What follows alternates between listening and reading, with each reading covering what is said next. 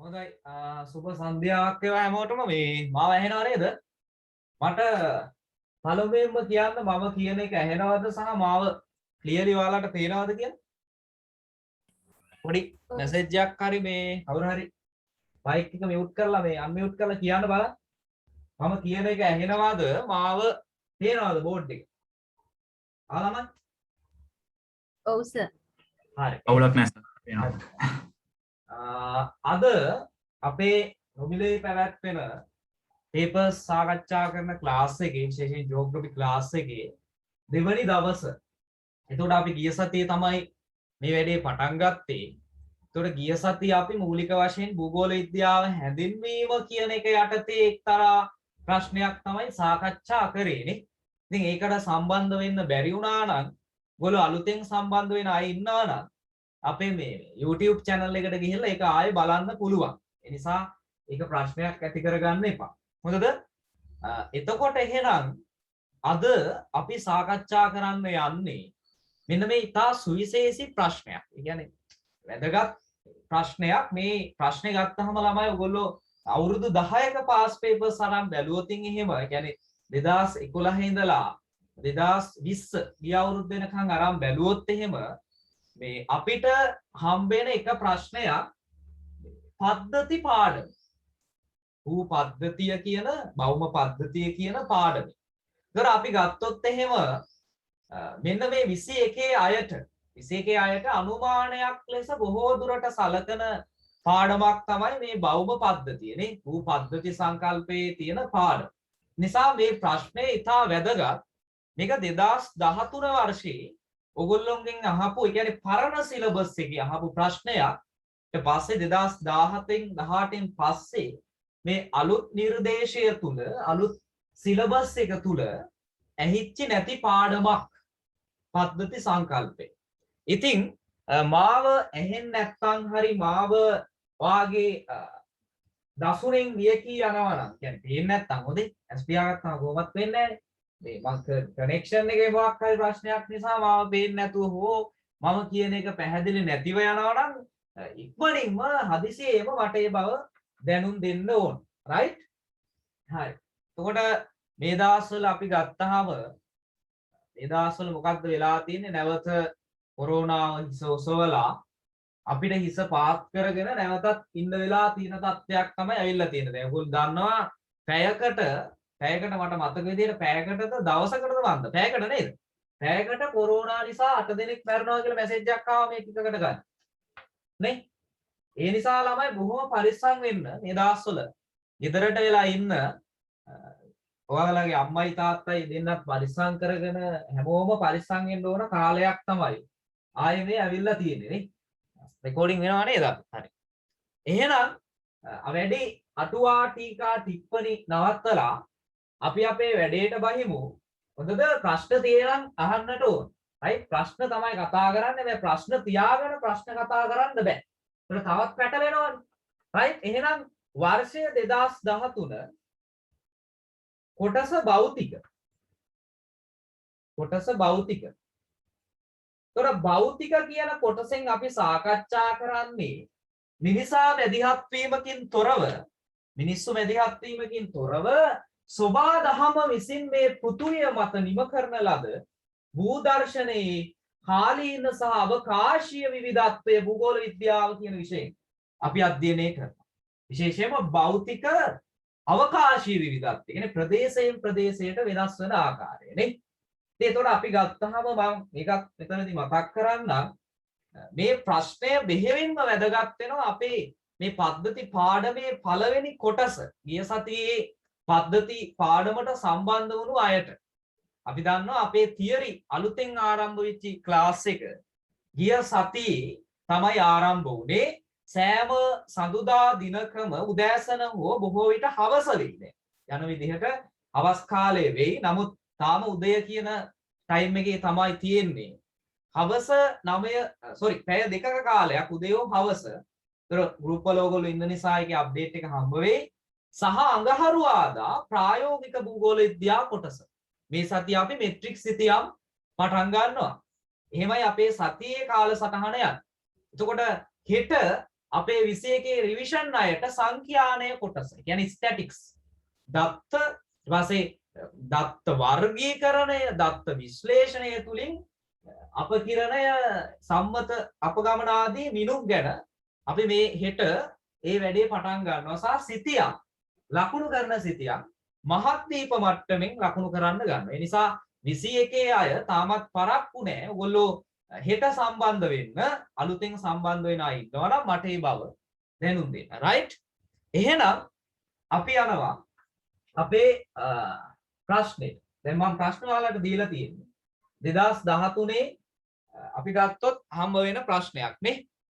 බලන්න පළවෙනි ප්‍රශ්නේ භූ පද්ධතියේ ප්‍රධාන උපපද්ධති අතර හොඳද? sorry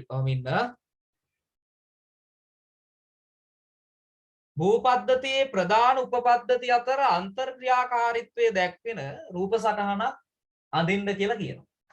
එහෙනම් මූලික වශයෙන් හොඳට අහගන්න. මෙතන ඔයාලට කරන්න වැඩ දෙකක් තියෙනවා ළමයි. එකක් අංක 1 මම කියන එක මම උගන්වන දේ හොඳට සවන් දීලා ගෙදර සිටියා වුණත් ෆෝන් එකෙන් ඔයා ලොග් වුණා වුණත් ඒකට අවධානය දීලා මම ඔයාගේ ඉස්සරහා ඉන්නවා කියලා හිතාගෙන හොඳට අහගෙන ඉන්න එක. වෙන වැඩ කරන්න බෑ. FB යන එක, WhatsApp chat කරන එක, YouTube යන එක මගේ ක්ලාස් එකේදී ඔයාලට සපුරා තහනම්. හොඳට ඒක මූලික වශයෙන් මතක තියාගන්න යන්න ඕන කාරණාවක්. ඊට පස්සේ මම ලියන්න කියපුවාම දැන් papers ලියන්න ඕනනේ. ලියන්න කියපුවාම ආන්සර් එක ලියා ගන්න පුළුවන්. හරි? එහෙනම් පළවෙනියට අහගෙන ඉන්න. එහෙනම් අපි අහන ප්‍රශ්නේ දැන් අපි ප්‍රශ්නයක් ළමයි අතරම මෙතනදී හුරු කරන්න try කරන්නේ මම.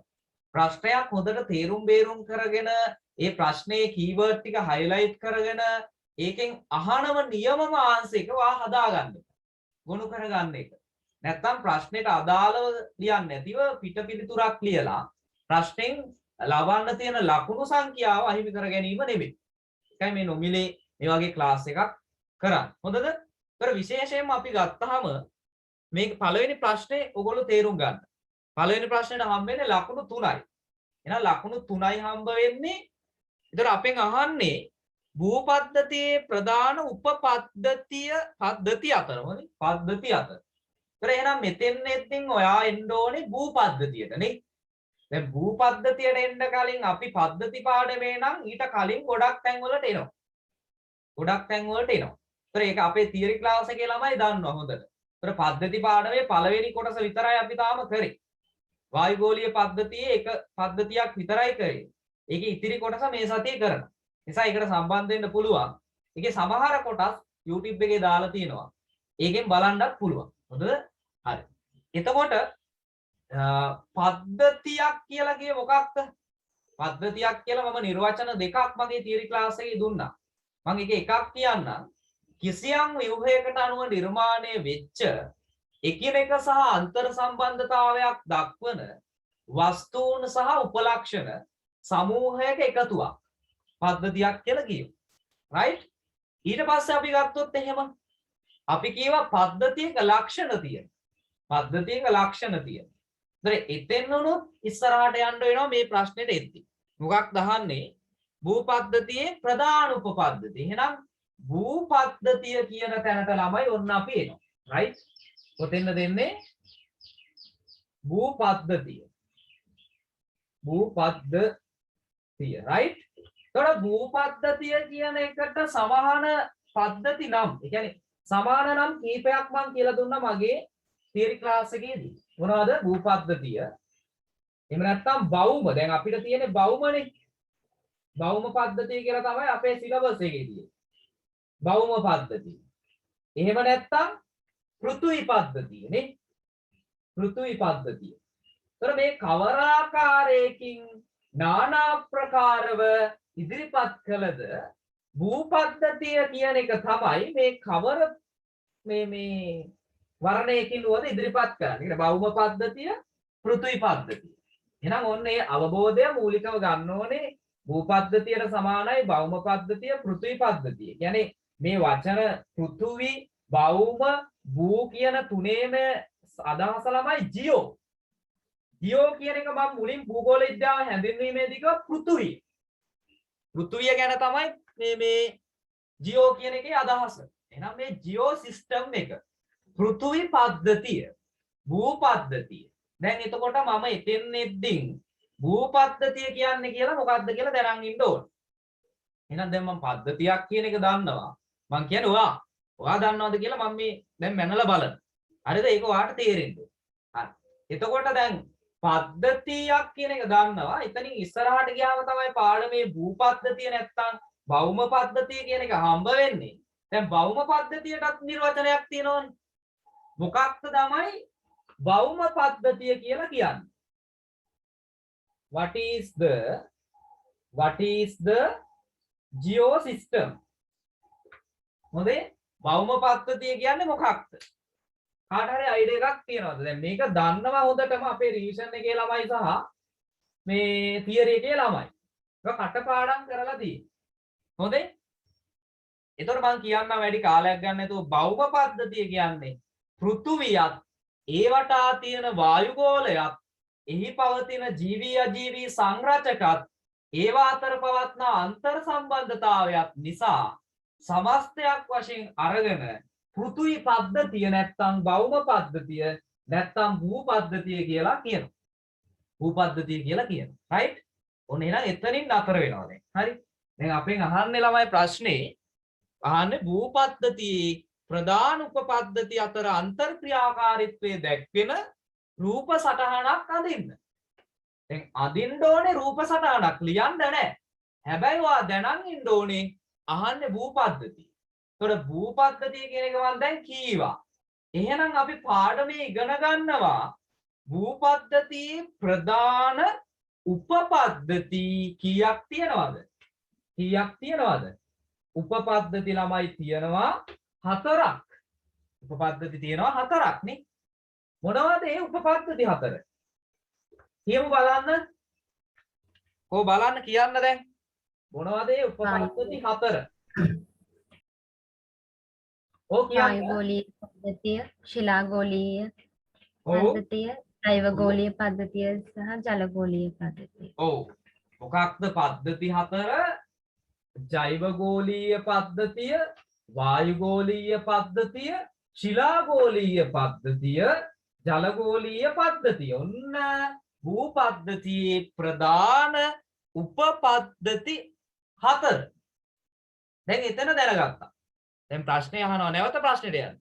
භූ පද්ධතියේ ප්‍රධාන උපපද්ධති අතර අන්තර්ක්‍රියාකාරීත්වය. දැන් ප්‍රධාන උපපද්ධති 4 දන්නවා. ඒතර ඒ උපපද්ධති 4 අතර අන්තර්ක්‍රියාකාරීත්වයක් තියෙනවා. මොකක්ද මේ අන්තර්ක්‍රියාකාරීත්වයක් කියන්නේ? ඒ වචනේ දැනගෙන ඉන්න ඕනේ නේ. අන්තර් කියන්නේ එකිනෙක අතර. එකිනෙක අතර. ඒ කියන්නේ ශිලාගෝලය සහ ජලගෝලය අතර, ජලගෝලය සහ වායුගෝලය අතර, වායුගෝලය සහ ජෛවගෝලය අතර, ජෛවගෝලය සහ මේ අනිකුත් සියල්ල අතර අන්තර් රිලේෂන්ෂිප් එකක් නේ. අන්තර් සම්බන්ධතාවයක් තියෙනවා. අන්තර් සම්බන්ධතාවයක් තියෙනවා. වෙන වෙන සම්බන්ධතා නෙමෙයි. හොඳද? දැන් වෙන වෙන සම්බන්ධතාවක් තියෙනවනේ මේ වයසේ කොල්ලෝ ගෙල්ලන්ට. ඒවා නෙමෙයි. හරිද? මේ පද්ධති අතර තියෙන අන්තර් සම්බන්ධතාව. ඒතර අපි ගත්තාම දැන් මේ කොරෝනා ඔක හරස් වෙලා තියෙනවා මේ දවස්වල නේ. අන්තර් සම්බන්ධතාවයට ඔක්කොම ඉතින් ඔන්ලයින් යන්නේ.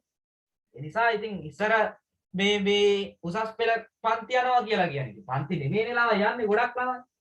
ඒක ඉතින් මේ ඒක හොඳයි ඒක අතකට මේ වෙච්ච එක එහෙම. හොඳයි? හරි. ඉතින් අපි ගත්තාම දැන් මොකක්ද අපි ආපු තැන පද්ධති අතර අන්තර් සම්බන්ධතාව. ඔය කියපු ප්‍රධාන පද්ධති 4. එතකොට මේක අතර අන්තර් සම්බන්ධතාවයක් තියෙනවා ළමයි. දැන් හිතන්න ජල චක්‍රයනේ. දැන් ජල චක්‍රය කියන්නේ ළමයි ඔය ගෝල 4ේම ජලය කියන පදාර්ථය ගලණය වීම. ගලණය වීම. දැන් හිතන්න ශිලාගෝලය තුල තියෙනවා පස. පසේ තියෙනවනේ. පසේ තියෙනවා ජල. ඊට පස්සේ ජලගෝලය තුල තියෙනවා ගංගා දියවැල් ගලා අර සින්දුවක් තියෙන කුංසිරි සොයිතාගේ ඒක නෙමෙයි. මේ මතු පිට ජලාශ තියෙනවා අභ්‍යන්තර ජලය තියෙනවානේ භූගත ජලය තියෙනවා මේ කවරාකාරයෙන් හෝ ජලගෝලයේ තියෙන ජලය ලැසිය වල තියෙන ජලය ඊට පස්සේ වායුගෝලයේ තියෙන ජල වාෂ්ප ජෛවගෝලයේ තුල තියෙන ජීවීන්ගේ ශරීරය දැන් අපේ ශරීරයේ ජලය තියෙනවානේ ශාකවල තියෙන ජලය. ඉතින් මෙන්න මේවා හුවමාරු වෙනවා. ජල චක්‍රය වෙන්නේ ඒකනේ. වාෂ්පීකරණය වෙලා උත්සවේදනය වෙලා වායුගෝලයේදී ඝනීභවනය වෙලා ඒවා වර්ෂාව විදිහට නැවත නැත්තම් හිම කැට විදිහට ශිලාවට ශිලාගෝලයට ජෛව ගෝලයට ජල ගෝලයට නැවත පතිත වෙන එක. අන්න සම්බන්ධතාවය එකක් විතරයි. only one. හොඳේ? එතකොට human ළමයෝ මනුස්ස ළමයෝ ඉතින් අපි ගත්තාම මෙන්න මේ අන්තර් සම්බන්ධතාවය තමයි අපිට ඇඳලා පෙන්වන්න කියන්නේ. ඒතකොට ඇත්තටම ගත්තොත් අපේ සිලබස් එකේ අපි ගත්තොත් පාරිසරික භූගෝල විද්‍යාව කියලා පොතක් තියෙනවා. පාරිසරික භූගෝල විද්‍යාව කියලා පොතක් තියෙනවා ළමයි. ඒක මං ගාව තිබ්බා මේදී. මෙන්න මේ පොත. පේනවද? මෙන්න මේ පොත. මේකේ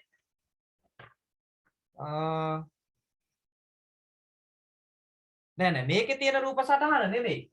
අධ්‍යාපන ප්‍රකාශන දෙපාර්තමේන්තුවෙන් ගහනවා මේ ජියෝග්‍රැෆි වලට පළවෙනි කොටස භෞතික භූගෝල විද්‍යාව එක. ඒ කියන්නේ ඒ පොතේ. ඒකම තමයි වාගේ ටීචර්ස් ගයිඩ් එකේ තියෙන්නේ. මොකක්ද? දැන් මම මෙතන ළමයි රූප සටහන් දෙකක් කියනවා. හොඳට බලන්න. හොඳට බලන්න. first one හැම වෙලේම මේ පද්ධතිවල ජෛව ගෝලය තමයි මැද තියෙන්නේ. ජෛව ගෝලය කියලා මම ලියන්නේ ජෛව කියලා ලියනවා. හැම වෙලේම වායු ගෝලය තමයි අපි ඉහළින් දකින්නේ. මොකද භූපද්ධතියේ සීමාව බවුන්ඩරි එක වායු ගෝලය. මේ නැත්තම් කියන්න වායු ගෝලය මෙතන ගෝලය කියලාම ලියන්නම්කෝ. right? ඊට පස්සේ ඔයා ඉඳ ගන්න. දැන් ඔන්න රූපේ ජෛව ගෝලය වායු ගෝලය මම මෙතන මෙහෙම දෙන්නේ මේ තියෙන ඉඩ කඩත් එක්ක හොඳේ. ඊට පස්සේ මේ පැත්තේ ශිලා ගෝලය මේ ෆස්ට් රූප සටහන මේ පැත්තේ ජල ගෝලය. right? මේ පැත්තේ ජල ගෝලය. ඇත්තටම ගත්තොත් එහෙම මෙහෙම නෙමෙයි තියෙන්නේ. මෙහෙම නෙමෙයි තියෙන්නේ ඔයාගේ මම දීලා තියෙන නෝට් එකේ. ඒ නිසා මම මේක මකනවා.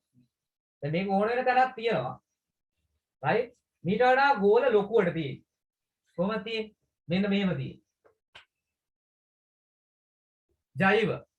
ඊට පස්සේ මේ පැත්තෙන් ශිලා. මේ පැත්තෙන් ජල. මේ පැත්තෙන් වායු. කොහොමද තියෙන්නේ? ඊට පස්සේ මේකට රවුමක් දාලා තියෙනවා. මේකට රවුමක් දාලා තියෙනවා ළමයි මේවා යා වෙනවා ඊතල වලින්. අයි අර අන්තර් සම්බන්ධතාවය පෙන්නන්නේ. මේක මෙහෙට යනවා මේක මෙහෙට යනවා මේක මෙහෙට යනවා මේක මෙහෙට යනවා. right? ඊට පස්සේ මෙතනින් දක්වලා තියෙනවා ඊතලයක් ශක්තිය ඇතුළු වීම. ශක්තිය ඇතුළු වෙන්නේ කොහොමද කියලා මම තියරි එකේ කියලා දුන්නා.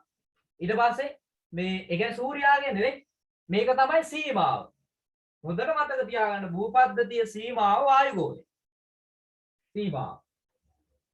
මේ තියෙන්නේ භෞම පද්ධතියේ පද්ධති අතර අන්තර්ක්‍රියාකාරීත්වය දැක්වෙන සරල රූප සටහන්. සරල රූප සටහන්. එතකොට මේක තමයි අපේ ගයිඩ් එකේ තියෙන ටීචර්ස් ගයිඩ් එක. ඒතර මේක හරි. මේක වැරදි නෑ. මේක හරි. මොකද මේක ඇන්දොත් ඔයාට ඔය ලකුණු තුන දෙන්න ඕනේ අනිවා. දැන් අන්තර්ක්‍රියා සම්බන්ධතාවයේ දැක්වෙන රූප සටහනේ අදින්න කියලා කිව්වේ නේ. මේක ඇඳ ගන්නකො ඉස්සල්ලා පළවෙනි රූප සටහන. ඇඳ ගන්නකො. මං කීවා මේ පේපර්ස් ලියන්න වෙනම පොතක් හෝ කට් පේපර්ස් එකතු කරලා ෆයිල් එකක් හදාගන්න කියන. නිසා අද අපේ පන්තියේ අපගේ පේපර් ක්ලාස් එකේ දෙවනි ප්‍රශ්නය එක තමයි භූපද්ධතියේ ප්‍රධාන උපපද්ධති අතර අන්තර්ක්‍රියාකාරීත්වයේ දැක්වෙන රූප සටහනක් අඳින්න. ඒක රූප සටහන් දෙකක් දෙනවා මම. මේක එක තමයි මේක. මේකේ උඩ තියෙන ටික පේනවද ඔයාලට? කියන්න බලන්න. මේ උඩ කොටස පේනවද? ළමයි? නෑ සර්. පේන්නේ නෑ. එහෙනම් ඔන්න මං ආය අඳිනවා. හොඳද? ප්‍රශ්නේ ලියා ගන්නකො. මේක බොහොම සරලයි. හොඳේ? සරලම රූප සටහන තමයි මේක. ඔන්න මාත් එක්ක අඳින්න මැදින් රවුමක්. මැදි රවුමක් අදින්න ඒ මැද රවුම හැම වෙලේම ජෛව ගෝලය. ජෛව ගෝලය. ඊට පස්සේ මෙයාට ඕන මේ සම්බන්ධ කරලා ජොයින් කරලා අදින්න මෙහෙම සම්බන්ධ කරලා වායු ගෝලය. වායු ගෝලය. ඊට පස්සේ මෙයාට මෙහෙම ඇත්තෙන් සම්බන්ධ කරලා අඳින ශිලා ගෝලය. ශිලා ගෝලය. මේ පැත්තෙන් එයාට ඇවිල්ලා සම්බන්ධ කරන්න ජල ගෝලය. ඒතර ඔන්න උපපද්ධති 4. එහෙනම් මේ ඔක්කොම එකක් කියලා පෙන්නන්න මේක මේ ලස්සන වෘතය අඳ ගන්න පුළුවන් නම් ගොඩක් හොඳයි. එතකොට මේ තමයි ළමයි මේ මෙහෙම රවුමක් තාන්නේ මේක තමයි භෞම පද්ධතිය. නැත්තම් භූ පද්ධතිය. අර මං කියේ පද්ධතියේ සීමාවක් තියෙනවා කියලා ඉතින්. අනේ සීමාව. ඒ නිසා මෙතන ඊතලයක් ගහලා පෙන්නන්න මෙන්න ඒ කියන්නේ මෙන්න මේ රේඛාව භූ පද්ධතියේ සීමාව. සීමාව. ඊට පස්සේ මේ අතර සම්බන්ධතාවයත් අඳින්න. මෙහෙම මේක පාට කීපයකින් අඳ ගන්න පුළුවන් නම් හොඳයි සහ මේක අඳිද්දින් ඔයා වැඩි වෙලාවක් ගත කරන්න එපා. මොකද ප්‍රශ්නේ ඉදිරිය බලන්න. ඉදිරියේ ලොකු විස්තර ටිකක් ලියන්න තියෙන නිසා මේ වගේ තැන්වලදී කියන්නේ කටුවට ඇදලා දානවා කියන එක නෙමෙයි. ඒවා නීට් ස්පීඩ් කරලා අඳින්න. හරිද? හරි. ඊට පස්සේ පද්ධතිය සීමාව මෙතනින් පෙන්වන්න ශක්තිය ඇතුළු වීම. ඇතුළු වීම කියන එක. right? ඕක තමයි පළවෙනි රූප සටහන. භූ පද්ධතියේ උපපද්ධතිය අතර අන්තර් සම්බන්ධතාවය දැක්වෙන රූප සටහන් අංක 1. මේක සරලයි. සරලයි සුගමයි. හොඳද? හරි. ඇඳලා ඉවරලා මට මැසේජ් එක දෙන්න. හොඳේ?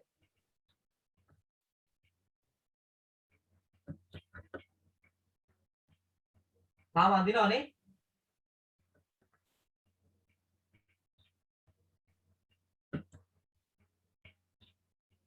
කවුද මේ හෑන්ඩ් රයිස් කරලා තියෙනවා? කාටද ප්‍රශ්නයක් තියෙනවද බලමු කවුද? ප්‍රශ්නයක් තියෙනවා අහන්න නැත්නම් මැසේජ් එකක් දාන්න දිනෝෂි. ඉවරයි සර්. හරි. අනිත් අය ඕනා මෙතනින් මෙහෙම පෙන්නන්නත් පුළුවන්. එහෙම ශක්තිය පිටවීම කියලා. ඒක අවශ්‍ය වෙන්නේ නැහැ මේ මට්ටමින් ඇඳ ගන්න. right? එහෙනම්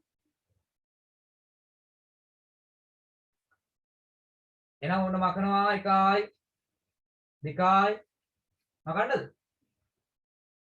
මකනවා. මෙච්චර ලාග් ගන්න එපා එක්සෑම් එකේ. මේ වගේ එකක් අදින්. මකනවා. හරි. මතක තියාගන්න මැද තියෙනවා ජෛව ගෝලය, උඩම තියෙනවා වායු ගෝලය, දෙපැත්තක වම් පැත්තේ අදින ශිලා ගෝලය, දකුණු පැත්තේ අදින ජල ගෝලය. මේ දෙක බෝල දාලා අර බෝල මැටි ටික ගේනවා. උළුවස්සේ පොඩි ගෙයක් හදනවා. කවුද? උඹලා නෙමෙයි. ඔයා මේක අදින්න ඕන. ඔව් ඉවරයි අත උසන්න අවුලක් නැහැ දැන් කොහොමත් ඉවරයිනේ දැන් මකලත් ඉවරයි. හරි. ඒක පළවෙනි රූප සටහන. හොඳේ? first one. දැන් හොඳට නැවත බලන්න. දැන් මොනවත් කරන්න එපා. දැන් ඇඳලා ඉවරයි. දැන් ඊළඟ එක හොඳට බලන්න. මෙතනදී ඒක තමයි සංකල්පේ ස්ක්‍රිප්ට් එක. මොකක්ද අර ඇඳපු එක. එහෙනම් මැද තියෙන්නේ කවුද? ජෛව.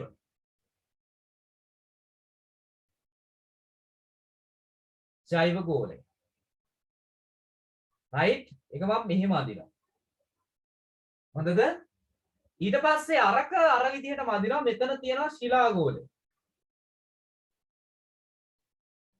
ශිලා ගෝලය. මේක රවුන්ඩ් කරත් no problem. ඊට පස්සේ මේ පැත්තෙන් අදිනවා ජල ගෝලය.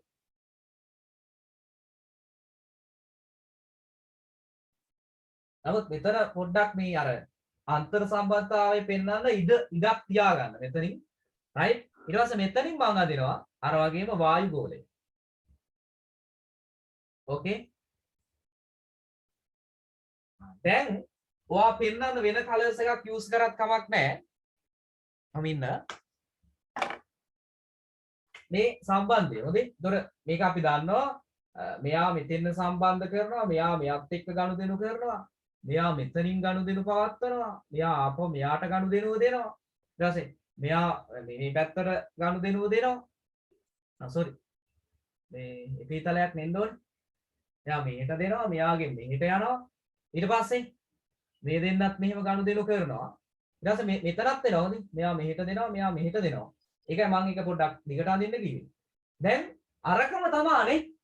හැබැයි මෙතන තව දෙයක් ඩෙවලොප් කරන්න ඕනේ. මොකක්ද මෙතනද ලියන්න ඕනවා මෙන්න මේක. මොකක්ද ලියන්න ඕන? අපිට මෙහෙම ලියන්න පුළුවන් අන්තර් සම්බන්ධතාවය. අපිට කියන්න පුළුවන් ශිලාගෝලය සහ ජලගෝලය අතර හුවමාරු වෙන ඒවා. ඇයි අපෙන් අහන්නේ අන්තර් සම්බන්ධතාවය? මොනවද ළමයි හුවමාරු වෙන්නේ? ශිලාගෝලයෙන් ජලගෝලයට මොනවද හුවමාරු වෙන්නේ? ශිලාගෝලයේ තියෙනවා පස. ඒතර පසේ ළමයි තියෙනවා khනිජ ද්‍රව්‍ය. එහෙනම් khනිජ අපි ගත්තොත් එහෙම විශේෂයෙන්ම ඔය ලවණ වර්ග.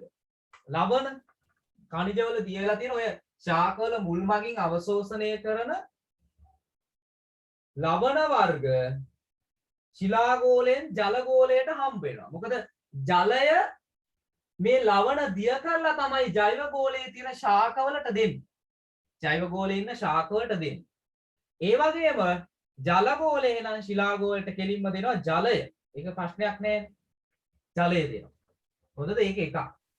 ඊට පස්සේ අපි මේ ටික මෙහෙම ලියාගෙන යන්න. ශිලාගෝලයෙන් ජෛව ගෝලයට දෙනවා. ශිලාගෝලය කියන්නේ පාෂාණ ගෝලය. ජෛව ගෝලයට දෙනවා කාබනික ද්‍රව්‍ය. දැන් අපි ගත්තොත් එහෙම එතනදි ගන්න පුළුවන් කාබනික ද්‍රව්‍ය. එහෙම නැත්නම් khනිජ කියලා ගන්නත් පුළුවන්. khනිජ මම ලියනවා පේනවා ඇති. සෝරි මේ ඊතාලේ මාරු වෙන්න ඕන.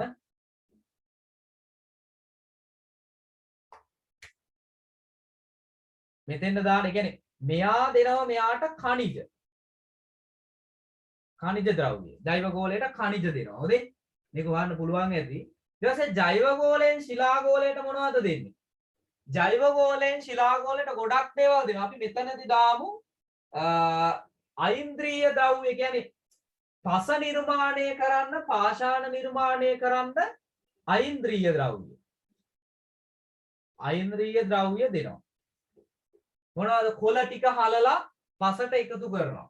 සත්තු මැරුණාට පස්සේ මල ද්‍රව්‍ය ටික මැරෙන දේවල් ජීර්ණය වෙලා ශිලාගෝලයට තමයි එකතු වෙන්නේ. ඒවට අපි කියන අයින්ද්‍රිය ද්‍රව්‍යනේ. ශාක හා සප්ත කොටස්. හොඳද? ඊට පස්සේ අපි ගත්තොත් ජලගෝලයෙන් ජෛව ගෝලයට කොහොමත් දෙනවානේ ජලය දෙනවා. ජෛව ගෝලයෙන් ජල ගෝලයට මොනවද දෙන්නේ? අපි ගත්තොත් එහෙම එතනදී අපිට කියන්න පුළුවන් ජෛව ගෝලයෙන් ජල ගෝලයට අපි මෙතනින් දාමු උත්සවේදනය වගේ. දැන් ජෛව ගෝලයේ තියෙන ජලය තමයි ජල ගෝලයට කෙලින්ම දෙනවත් නෙමෙයි. අපි උත්සවේදනය වගේ වචනයක් දාමු. උත්සවේදනය. හරිද? ඒතර ඔන්න ඒක තේරෙන්න ඕන. ඊට පස්සේ ජෛව ගෝලයේ තියෙන ඒවා වායු ගෝලයට යනවානේ. දැන් ගොඩක් වෙලාවට ළමයි මේ ජලය, khනිජ ලවණ මේවා තමයි හුවමාරු වෙන්නේ. ඒවා තමයි අපිට ගන්න වෙන්නේ. දැන් උතනදී අපිට ගන්න පුළුවන් ජෛව ගෝලයෙන් වායු ගෝලයට වාෂ්පීකරණය වෙලා යනවා ජලය. ඊට පස්සේ වායු ගෝලයෙන් ජෛව ගෝලයට මේක මේ මාරු වෙන්න බෑනේ. ඒක මාරු කරන්නේ නැතුව ඔයාලා දාගන්න. ජෛව ගෝලයේ තියෙන ජලය වාෂ්ප වෙලා වායු ගෝලයට යනවා. ඊට පස්සේ වායු ගෝලයේ තියෙන ජලය ආපහු එනවා කියලා දාන්නත් පුළුවන්. හැබැයි වායු ගෝලයේ තියෙන වායුව තමයි ජෛව ගෝලයට එන්නේ. ජෛව ගෝලයේ ඉන්න සත්තු ශාක වායු ගෝලයෙන් වායුව හුමාරු කර ගන්නවානේ. ඊට පස්සේ අපි ගත්තොත් ශිලා ගෝලයෙන් වායු ගෝලයට. ශිලා ගෝලයෙන් මේ වාෂ්පීකරණය වෙලා ජලය විදිහට යනවා. මෙතෙන්වත් වාතය දාන්න. සර් දූවිලි අංශු ගන්න බැරිද සර්? දූවිලි අංශු ගන්නත් පුළුවන්. ඒ කියන්නේ ශිලා ගෝලයෙන් දූවිලි අංශු යනවා වායු ගෝලයට. එහෙම ගන්නත් පුළුවන්. හොඳේ? ඊට පස්සේ දැන් මේ වාතය කියන ඇතුලේ තමයි දූවිලි අංශුත් තියෙන්නේ. මොකද මේ වායුව ඇතුලේ අපි එක අංශු වර්ගයක් විදිහට ඉගෙන ගන්නවා දූවිලි කොටස් වායු ගෝලීය සංයුතිය කියලා තියෙනවා නේද? ඒතර දූවිලි අංශු කියලා දැම්මත් මේක හරි. හොඳද? ඊට පස්සේ ජල ගෝලයෙන් වායු ගෝලයට මොනවද හම්බ වෙන්නේ? ජල ගෝලයෙන් වායු ගෝලයට නැවත ජලය යනවා. වාෂ්පීකරණය ඒකත් හොඳට ගන්න පුළුවන්. ඊට පස්සේ වායු ගෝලයෙන් ජල ගෝලයට නැවතත් වැස්ස විදියට හම්බ වෙනවා ජලය. ඒක ගන්නත් පුළුවන්. දැන් වාතය කියන එක ගන්නත් පුළුවන් මෙතෙන්. හොඳේ. මොකද මේ ඔක්සිජන් වගේ දේවල් ජලයට එකතු වෙන්නේ වායු ගෝලය හරහා තමයි. හොඳද? දැන් අපි ගත්තොත් මෙතන මේ ජලය කියන එකට ජල වාෂ්ප කියලා ගන්නත් පුළුවන්. වාෂ්ප. ඔන්න ඔයගේ පොඩ්ඩක් තාර්කිකව හිතලා රූපයක් අඳින්නත් පුළුවන්. රූපයක් අඳින්නත් පුළුවන්. දැන් මේක පැහැදිලි කරගන්න. මොකක්ද පැහැදිලි කරගන්නේ? මෙතන ජෛව ගෝලය තමයි හැම වෙලේම මැද තියෙන එක්කෙනා. හොඳද? ඊට පස්සේ දෙපැත්තේ ඉන්නවා ශිලා හෝ ජල.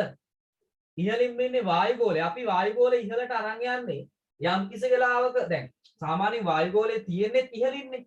සහ අපිට සීමාව පෙන්වන්න පුළුවන්. මෙතන තමයි සීමාව. ඒ නිසා ගොඩක් රූප සටහන් වල වායු ගෝලයේ තියෙන ඉහළ. ජෛව ගෝලය මේ සියල්ලත් එක්කම හොඳම අන්තර් සම්බන්ධතාවයක යෙදෙන නිසා හැම වෙලේම ජෛව ගෝලයේ ඉන්නේ මැද. එතකොට මේවා අපි සංකල්පනාත්මකව තමයි බෙදාගන්නේ කියලා මම එදා කීවා තියරි. ඒ නිසා නමුත් මේවා අතර තියෙන අන්තර් සම්බන්ධතාවය දැන් පැහැදිලිවට සරලව හිතන්න. සමහර විට මෙතන තියෙන වචන වාගේ වෙනස් වෙලා ඔයාලට හිතෙන විදිහට ලියන්න පුළුවන්. ඒ කියන්නේ ඇත්තටම කිව්වොත් හුවමාරු කරන දෙකක් ලියපුවාම හරි. මොකක්ද? ශිලා ගෝලයෙන් ජල ගෝලය. ඒ කියන්නේ පසේ තියෙන ලවණ වර්ග දිය වෙලා ජලයට යනවා. හරිද? ඊට පස්සේ ජල ගෝලයේ තියෙන ජලය පසට එනවනේ. පසට එනවා. ඒක හරි. ඊට පස්සේ මෙතනින් ශිලා ගෝලයේ තියෙන පස හෝ khනිජ මේ දෙකම ගන්න පුළුවන්. පසත් ඔයාලට ගන්න පුළුවන්, khනිජත් ගන්න පුළුවන්, පාෂාණත් ගන්න පුළුවන්. khනිජ හැර. හොඳද? එතකොට ඒ සියල්ල ජෛව ගෝලයට සම්බන්ධ වෙනවා. ජෛව ගෝලයට ජීවීන්ගේ ක්‍රියාවලියට සම්බන්ධ වෙනවා. ඊට පස්සේ ජෛව ගෝලයේ ශාක විසින් හෙළන පත්‍ර සතුන් මැරුණාම එන ඒ මල කුණු සහ උන්ගේ අපද්‍රව්‍ය දි รา පත් කරලා වියෝජකීන් නැවත ශිලා ගෝලයට ඒවා අයින්ද්‍රිය ද්‍රව්‍ය ලෙස එක් කරනවා. අයින්ද්‍රිය ද්‍රව්‍ය ලෙස එක් කරනවා. ඒතර මේ දෙක එහෙම සම්බන්ධයි. ඊට පස්සේ මෙතන ජලයේ උත්සවේදනයට වඩා මෙතන වාෂ්පීකරණය මෙතනත් ගන්න පුළුවන්. වාෂ්පීකරණය කියන එක. මොකද ජලය මේ ජලාශයක තියෙන උත්සවේදනය වෙන්නේ නැහැනේ. සෝරි මේ මෙතෙන් එන ඊතලෙනේ. හරි ඒක එතන ගන්න පුළුවන් උත්සවේදනය. උත්සවේදනයෙන් යන්නේවා තමයි ඍජුව හෝ වක්‍රව නැවත වලාකුළු මගින් ජල ගෝලයට මෙවන්නේ. නිසා ඒක උත්සවේදන ක්‍රියාවලියේ ප්‍රශ්නයක් නැහැ. ඊට පස්සේ ජල ගෝලයේ තියෙන ජලය ඍජුව යනවා කොහොමද ජෛව ගෝලයට? මේ දෙක එතන සම්බන්ධ වෙනවා. right? sorry. ඊට පස්සේ ළමයි මේක මෙහෙම ඇඳගන්න පැහැදිලි නැත්තම් මගෙන් අහන්න. කොහොමත් ජෛව ගෝලයේ තියෙන දේවල් ජලය නැත්තම් මෙතෙන්වත් ගන්න පුළුවන් ජල වාෂ්ප. මෙතෙන්ද දාන්න පුළුවන් උත්සවේදනය. ඇයි උත්සවේදනය වාෂ්පීකරණය ඕනම එකක් ගන්න හැකි මෙතෙන්. පොදුවේ ගත්තොත් ජලය. එහෙනම් ජලය ජෛව ගෝලයේ තියෙන ඒවා වායු ගෝලයට යනවා. වායු ගෝලයේ තියෙන වායුව ජෛව ගෝලයටත් එනවා. මෙතෙන්වත් ජලය ගන්න පුළුවන්. ඇයි වහිද්දින් වැස්ස ජෛව ගෝලයට එනවා. අන්න අන්තර් සම්බන්ධතාව. හොඳද? ජල චක්‍රය කියන එක තමයි ඇත්තටම මෙතන කැරගෙන්නේ ගොඩක් වෙලා. හොඳේ. ඊට පස්සේ මේ පැත්තෙන් ශිලා ගෝලීය ජලය වාෂ්ප වෙලා වායු ගෝලයට එනවා. නැවත වායු ගෝලයේ තියෙන වාතය පාෂාණ පස් අංශු අතර තියෙනවා. සහ මෙතෙන්වත් ආයේ ජලයම ගන්න පුළුවන්. නමුත් මෙතන විවිධත්වයක් එකම ගන්න නැතුව ඔයාගේ තියෙන දැනුම පෙන්වන්න මේ වගේ වචන දාලා මේක ලියන්න පුළුවන්. එතනත් වාතය ජලය. හොඳේ? හරි. දැන් මේ රූප සටහන ඇඳ ගන්න මොකක් හරි වචනයක් පැහැදිලි නැත්තම් මට කියන්න මම ඒක කියන්න. right? සර්. ඔව්. සර් දැන් මේ ඔය සටහන් වල වැඩි මම කියන්නේ මේ ජල චක්‍රයත් එක්ක සම්බන්ධ පරිසර පද්ධතියක් ඇඳලා ඒක නම් කරත් එතන අවුල්ද? දැන් මෙහෙමයි අහන්නේ. අපෙන් ප්‍රශ්නේ අහන්නේ භූපද්ධතියේ ප්‍රධාන උපපද්ධති අතර. ඒතර අපි කෙලින්ම ફોකස් කරන්නේ ටාගට් කරන්නේ භූපද්ධතියේ උපපද්ධති. ඒතර භූපද්ධතියේ උපපද්ධති දැක්කන රූප සටහන කියලා අපේ විෂය නිර්දේශයේම දීලා තියෙනවා සරල අර මම කලින් දීපු රූප සටහන. ඒතර අපි මේන්ලි ફોකස් කරලාම ගන්න අන්න ඒක. අන්න ඒක. ඒතර දැන් පරිසර පද්ධතියක් ගත්තොත් එහෙම ඇත්තටම පරිසර පද්ධතියෙත් එන්නේ මේකම තමයි. ඒක හරි. මේකම තමයි වෙන්නේ පරිසර පද්ධතියක් කියලා කියන්නේ. ඒකේ ජල ගෝලය තියෙනවා, ශිලා ගෝලය තියෙනවා, ජෛව ගෝලය තියෙනවා, වායු ගෝලය තියෙනවා. නමුත් ඒක අපිට සංකීර්ණයි. එතන පෙන්වන්න බෑ. දැක්වෙන ලකුණු 3කට එච්චර දෙයක් ඕන නැහැ. ඒක අපිට පෙන්වන්න බෑ. ලකුණු 6ක් දෙන එකක් අපිට විස්තර කරන්න කියලා තිබ්බනම් පරිසර පද්ධතියක මේ පද්ධතිය අතර තියෙන අන්තර් සම්බන්ධතාවය දැක්වෙන රූප සටහනක් ඇඳ පරිසර පද්ධතියක් ඇසුරින් මේ උදාහරණ තුලින් විස්තර කරන්න කියලා කීවනම් අපිට අන්න ඒක උදාහරණයට අරගෙන මේ රූප සටහනක් යූස් කරලා ඒක හොඳට ලකුණු 6කට රෙඩි කරන්න පුළුවන්. මම කියන එක තේරෙනවද? දැන් මෙතන ලකුණු 3කට මේ වගේ තැනකට යන එක බොහොම හොඳයි. දැන් ගොඩාක් අය අඳින්නේ මේක අඳින්න කිව්වොත් එහෙම අර මම ෆස්ට්ලි පළවෙනියට ඇඳ රූපේ. පළවෙනියට ඇඳ රූපේ. නමුත් මෙහෙම අඳින එක්කෙනා මෙහෙම දැන් යකෝ මේක මෙහෙමත් මේ අන්තර් සම්බන්ධතාවය පෙන්නලා තියෙනවානේ කියලා අර ටේප මාකින් කරන කෙනාට අරයට යන රූපෙට වඩා අර නිතර දකින මේ කපුටත් සුදුවට පේනවා කියනවානේ. එහෙම එකක් කියනවානේ කරමල කළු පාටද රතු පාටද සුදු පාටද පේනවා කියනවානේ. ඒ නිසා අන්න ඒ වගේ දේවල් ඕගොල්ලෝ එක්සෑම් එකේ ආන්සර්ස් ලියද්දී පාවිච්චි කරන්න. ඒ කියන්නේ හැමෝම කරන දේ අර නෝමල් හැමදාම ලියන මෙතඩ් වලට යන්නේ නැතිව ටිකක් වා හිතලා ක්‍රියේටිව් විදිහට කරන්න. ඒ නිසා මේ ලහිරු අහපු දෙයට ආන්සර් එකක් හම්බ වෙන්න ඇති කියලා මම හිතනවා. ඒක හරිද? තව තේරෙන්න කරන්න ඕනද? ඒ නිසා මේ වගේ එකක් තමයි උතෙන්න ඕන. ප්‍රශ්න තියෙනවද? මේක අඳිනවද? ආලමයි? ලහිරු පැහැදිලිද ඒක? පෝස දවලක් නෑ. හරි. එහෙනම් මේ ඇඳලා ඉවරයි අර විදිහට මේ රයිස් හෑන්ඩ් කරත් කමක් නැහැ. ඒතර මට බලාගත හැකිනේ.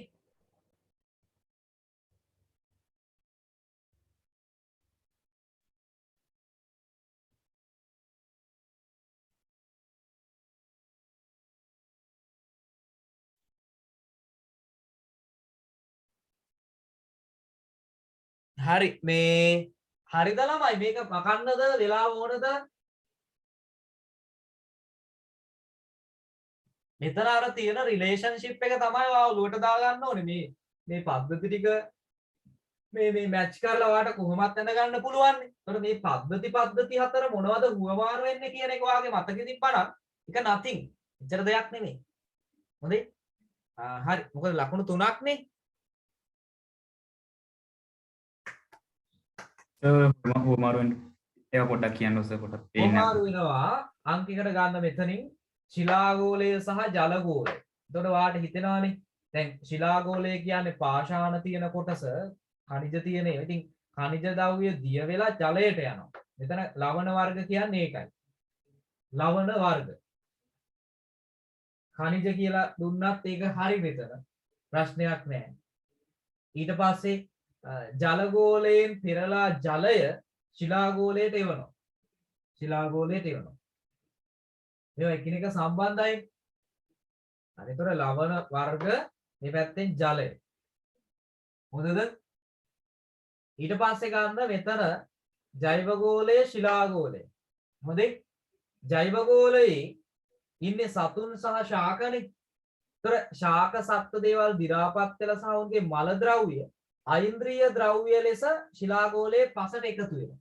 එහෙනම් මෙතනින් මෙතෙන්ට එන්නේ අයින්ද්‍රිය ද්‍රව්‍ය. අයින්ද්‍රිය ද්‍රව්‍ය. කාබනික ද්‍රව්‍ය කියලා ලියවත් හරි. අයින්ද්‍රිය ද්‍රව්‍ය. හොඳද? හරි. ඊට පස්සේ ශිලාගෝලයේ තියෙන khනිජ මිනිස්සු පරිභෝජනය කරනවා කියන අර්ථයෙන් khනිජ කියලා ලියවත් හරි. ඊට අමතරව පස කියලා ආවත් හරි මෙතෙන්. පාංශු ස්තරය කියලා ආවත් හරි. ඒතර පාෂාණ කියලා ආවත් හරි. පොදුවේ ගත්තාම khනිජ කියලා ගත හැකියි. ඉතින් මේ ශිලාගෝලයෙන් khනිජ නැත්තම් පස ජෛව ගෝලයට සම්බන්ධ වෙනවා. ජෛව ගෝලයට සම්බන්ධ වෙනවා. හොඳද? ඒතර යන්නේ ඒක ලියමු. ඊට පස්සේ මේ පැත්තෙන් ජල ගෝලය සහ ජෛව ගෝලය කොහොමද සම්බන්ධ වෙන්නේ? ඒතර ජල ගෝලයේ තියෙන ජලය කොහොමද මේ ජල ගෝලයට එනවා. ජෛව ගෝලයේ තියෙන ජලය කොහොමද ජල ගෝලයට එන්නේ. දැන් මෙහෙම වක්‍රීය එක වෙන්නේ. මෙහෙම ගත්තොත් ජෛව ගෝලයෙන් වාෂ්ප වෙලා වැස්ස විදිහට නැවත ජල ගෝලයට එනවා. දැන් මෙතනදී ඒ නිසා මෙතන ජලය කියලා ඉවත් හරි. දැන් මෙතන ඇත්තටම දෙකම ජලය කියලා ගන්නත් පුළුවන්. ජල ගෝලයෙන් ජෛව ගෝලයට යන්නේ ජලය. ජෛව ගෝලයෙන් අපි ගමු උත්ස වේදනය වගේ එකක්. උත්ස වේදනය මෙතන උත්ස වේදනය කියන්නේ එන එක. මෙතන ජලය කියලා ගන්න.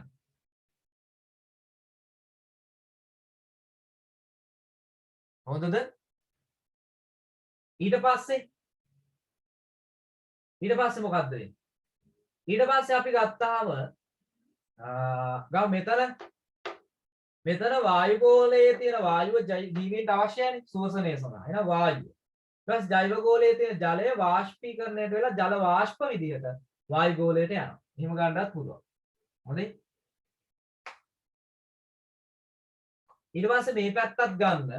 මේ පැත්තෙන් වායු ගෝලයේ තියෙන වාතය ජල ගෝලයට එනවා. නැවත ජල ගෝලයේ වාෂ්පීකරණයේ විදිහට ජලයම වායු ගෝලයට යනවා. වායු ගෝලයට යනවා. ජල වාෂ්ප. වාතය ජල වාෂ්ප. ඊට මේ පැත්ත ගන්න. මේ පැත්තෙනුත් වායු ගෝලයේ තියෙන වාතය ශිලා ගෝලය පසට සම්බන්ධයි. ඊට පස්සේ ජලය වාෂ්ප වෙලා නැවත වායු ගෝලයට එකතු වෙන්නත් පුළුවන්. හරිද? හරි. හරිද? හරි සර්. හැමෝම හරිද? හරි සර්.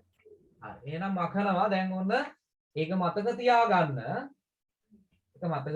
ඔය 21 මේ පාඩමෙන් ප්‍රශ්නයක් එන්න 90ක සම්භාවිතාවයක් තියෙනවා. හරිද? හරි. අපි යනවා අපේ දෙවනි ප්‍රශ්නේ. දෙවනි ප්‍රශ්නෙන් අපෙන් අහනවා මොකක්ද අහන්නේ? ඉහත ඔබ සඳහන් කළ ප්‍රධාන පද්ධති වලින් එකක් තෝරගෙන එහි ස්වභාවය සහ වැදගත්කම විස්තර කරන්න ලකුණු 5. එතකොට ප්‍රශ්නේ තේරුම් ගන්න ඔබ නම් කරපු පද්ධති 4න් එකක් තෝරගන්න. ඒ එකෙන් එක තෝරගෙන මොකක්ද විස්තර කරන්න කියන්නේ? ස්වභාවය විස්තර කරන්න. අනිත් එක වැදගත්කම. මම ගොඩක් වෙලාවට දකිනවා ගොඩ අය ලියන්නේ පද්ධතිය අරගෙන අර තියෙන නෝට් එකම ජලගෝලීය පද්ධතිය අනු මේක මෙන්න මේ අහවල් ටික එකතු වෙලා ජලගෝලීය පද්ධතිය හැදෙනවා. ඒකේ මෙන්න මේවා තියෙනවා. මෙන්න මේවට පානීය ජලය විදියට ගන්නවා, නාන්න ගන්නවා, ටොයිලට් එකට යන්න ගන්නවා, මේ වැසිකිළියට යන්න ගන්නවා. ඉතින් ඒ නිසා ඒක වැදගත් වෙනවා කියලා ලියනවා. හරි. ඉතින් ලකුණක් දෙන්න පුළුවන්. නමුත් මේක මේන්ලි ફોකස් කරන්න ස්වභාවය. ඒ කියන්නේ ඒක මොකක් වගේද? මොකක්ද ඒක? ඊට පස්සේ වැදගත්කම. ඒකේ සුවිශේෂී වැදගත්කම. ඇයි ජෛව පද්ධතියේ පැවැත්මට ඒක වැදගත් වෙන්නේ? පැවැත්මට. ඇයි වැදගත් වෙන්නේ? එහෙනම් මේ ප්‍රශ්න ලකුණු 5ක්. ලකුණු 5කට ඔයා මේක ලියන්න ඕනේ. හොඳේ? එතකොට එහෙනම් ළමයි ලියන්න අංක පළවෙනි කොටසෙදි මෙතන ලියවෙන්න ඕනේ මේකේ ස්වභාවය. ස්වභාවය මොන වගේද?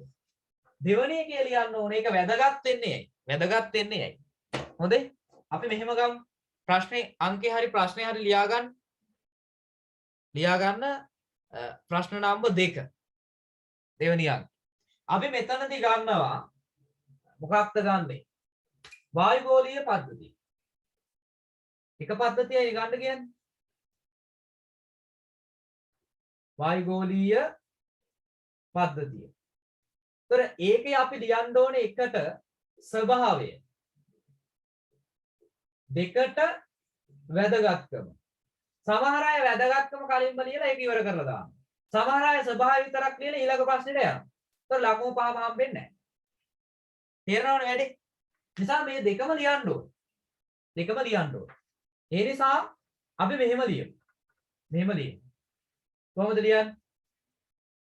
මෙහෙම ලියමු. ලියන්න ගන්නකො එහෙනම්.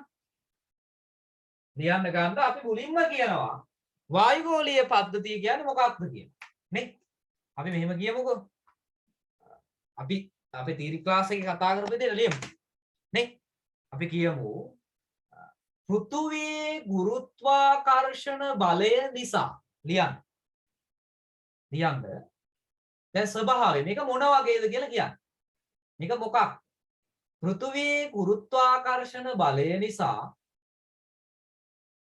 පෘථුවිය වටා බැඳී පවතින. බැඳී පවතින. පෘථුවියේ ගුරුත්වාකර්ෂණ බලය නිසා පෘථුවිය ආයෙ වටා කියන්නකෝ. මොකද්ද? අහුන්නේ නැද්ද? ආයෙ කියන්නකෝ. පෘථුවියේ ගුරුත්වාකර්ෂණ බලය නිසා පෘථුවිය වටා බැඳී පවතින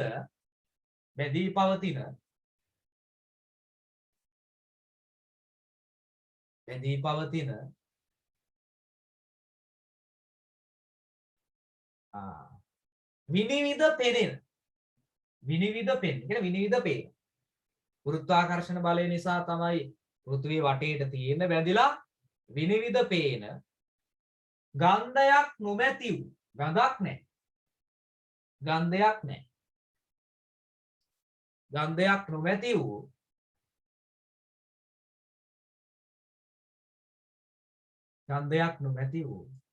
තුනී වායු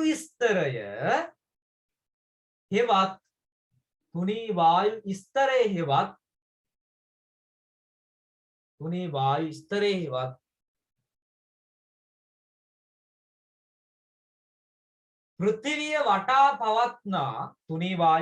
හෙවත් පෘථිවිය වටා පවත්නා වායු වැස්ම පෘථිවිය වටා පවතින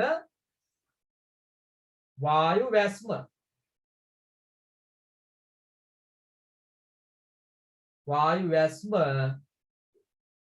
මොකක්ද?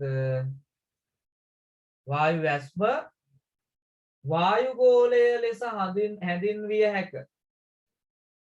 වායුගෝලය ලෙස නිකන් දින්න එපා. මම නිකන් හැන්දේ වටේ තියෙන වැස්ම. දැන් අපි කැප් එකක් දානවනේ. අන්නේ කැප් එකක් කියන්නේ වැස්ම කියන්නේ. අනේ වටේ තියෙන එක. මොකද වායුගෝලය ලෙස හඳුන්වයි. කියන්නේ තුනී වායු වැස්ම. හොඳේ. වායු වලින් වැහිච්ච කලාපේ. වායුගෝලය ලෙස හඳුන්වයි. right? හරි. ඉතින් එහෙම කියමු. දැන් මේකේ ස්වභාවයනේ අහන්නේ නේ. තා මොනවද ළමයි කියන්න පුළුවන් වායුගෝලය ගැන කියන්න බෑ. මොනවද කියන්න පුළුවන්? දැන් අපි කියවා ප්‍රධාන කාරණා කීපයක්. මේකේ වැස්ම තමයි වායුගෝලය. හොඳද? ඊට පස්සේ අපිට කියන්න පුළුවන් මෙය සාමාන්‍යයෙන් මෙහෙම ලියන්න. මෙය සාමාන්‍යයෙන්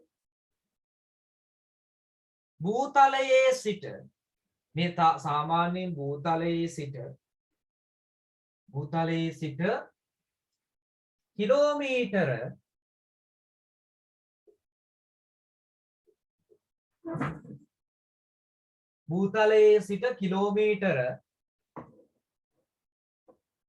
900ක් 1000ක් පමණ දක්වා කිලෝමීටර 900ක් 1000ක් පමණ දක්වා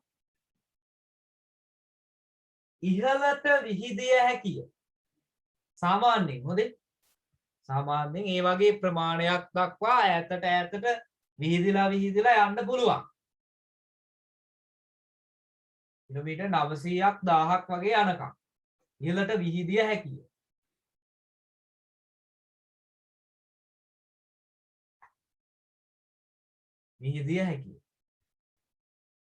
හොඳද?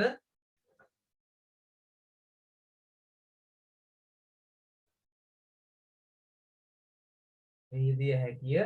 නමුත් ඉහළට යද්දී උසත් සමග ඉහළට යන විට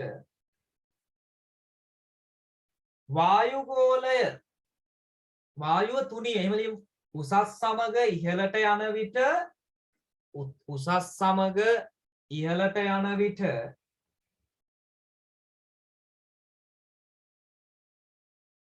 වායු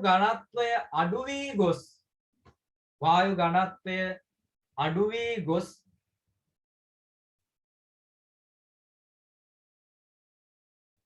වායු ඝනත්වය අඩු වී ගොස් නිර්වායු කලාපයක් බවට පත් වේ. වායු ඝනත්වය නැති වෙලා එතනින් වායු ගෝලය ඉවර වෙනවා. සාමාන්‍යයෙන්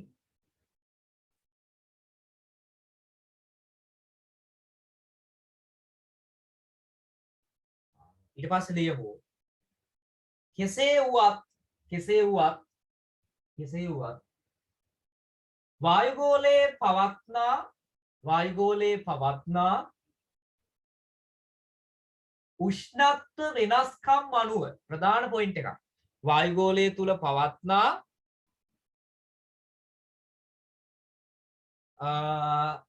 ඔව් 10000ක් වෙන්න පුළුවන්. දැන් මම ගත්තේ සාමාන්‍ය ප්‍රමාණය. හොඳද? කිලෝමීටර 10000ක් වගේ යනකම් වීදෙනවා කියලා තියෙනවා. ඒතර ඉහළටම විහිදීම. ඉහළටම විහිදීමක් තමයි එහෙම තියෙන්නේ. හොඳද? ඒක වැරදි නෑ හොඳේ. වැරදි නෑ මේකත් එතෙන් ඇඩ් කරගන්න. කිලෝමීටර 10000ක් විතර විහිදෙනවා කියලා ටීචර්ස් ගයිඩ් එකේ තියෙනවා. හොඳද? ඒක වැරදීමක් නෙමෙයි. ඒ නිසා මේ අරවා මම දීපු තැනට කිලෝමීටර් 900,000 කියලා මම දුන්නේ. අර 10000 වගේ වෙන්න පුළුවන්. හොඳද? මොකක්ද ආයේ කියන්නේ? ඕසෝන් වියන ඔව් ඒකත් අපි කියනවා. ඒ නිසා මේ 10 කතන්දරෙත් මතක තියාගන්න ඕනේ. එතන 900,000 කීවට ඉහළට යනකම් මේක වීදෙන්න පුළුවන් මෙච්චර මට්ටමකට. ඒ නිසා ඒක ප්‍රශ්නයක් කරගන්න එපා. එතනින් ඒක කිලෝමීටර් 10000ක් කියලා ලියා ගන්න. හොඳේ? හරි. එතකොට මම කියේ උෂ්ණත්ව වෙනස්කම් මත පදනම්ව මේකේ සම්පූර්ණ එක දෙන්නේ නැහැ කාල වේලාව අනුව මම. උෂ්ණත්ව වෙනස්කම් මත පදනම්ව ප්‍රධාන උප විස්තරනේ. උෂ්ණත්ව වෙනස්කම් මත පදනම්ව උප පද්ධති. එහෙම නැත්නම් උප කලාප හතරකට බෙදෙනවා. ප්‍රධාන ඒවා හතරකට බෙදෙනවා.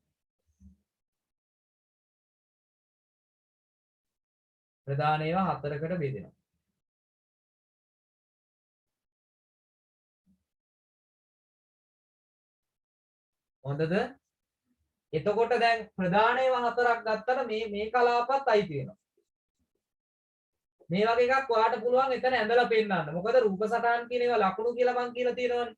වායුගෝලීය පද්ධතිය ස්වභාවයවා කියනවා නම් උපපද්ධති හතර නම් කරලා මේ රූපය අඳින්න. කිලෝමීටර 8ක් 16ක් වගේ දක්වා යනවා පරිවර්තී ගෝලය.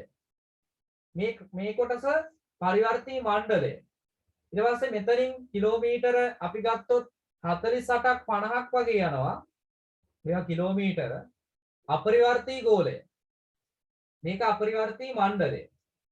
ඊට පස්සේ කිලෝමීටර 80ක් වගේ යනවා. මෙතන අපරිවර්තී මෙසෝ නැත්තම් මිසෝ කියලාත් කියනවා. මධ්‍ය ගෝලය කියලාත් තියෙනවා. මෙසෝ ගෝලය.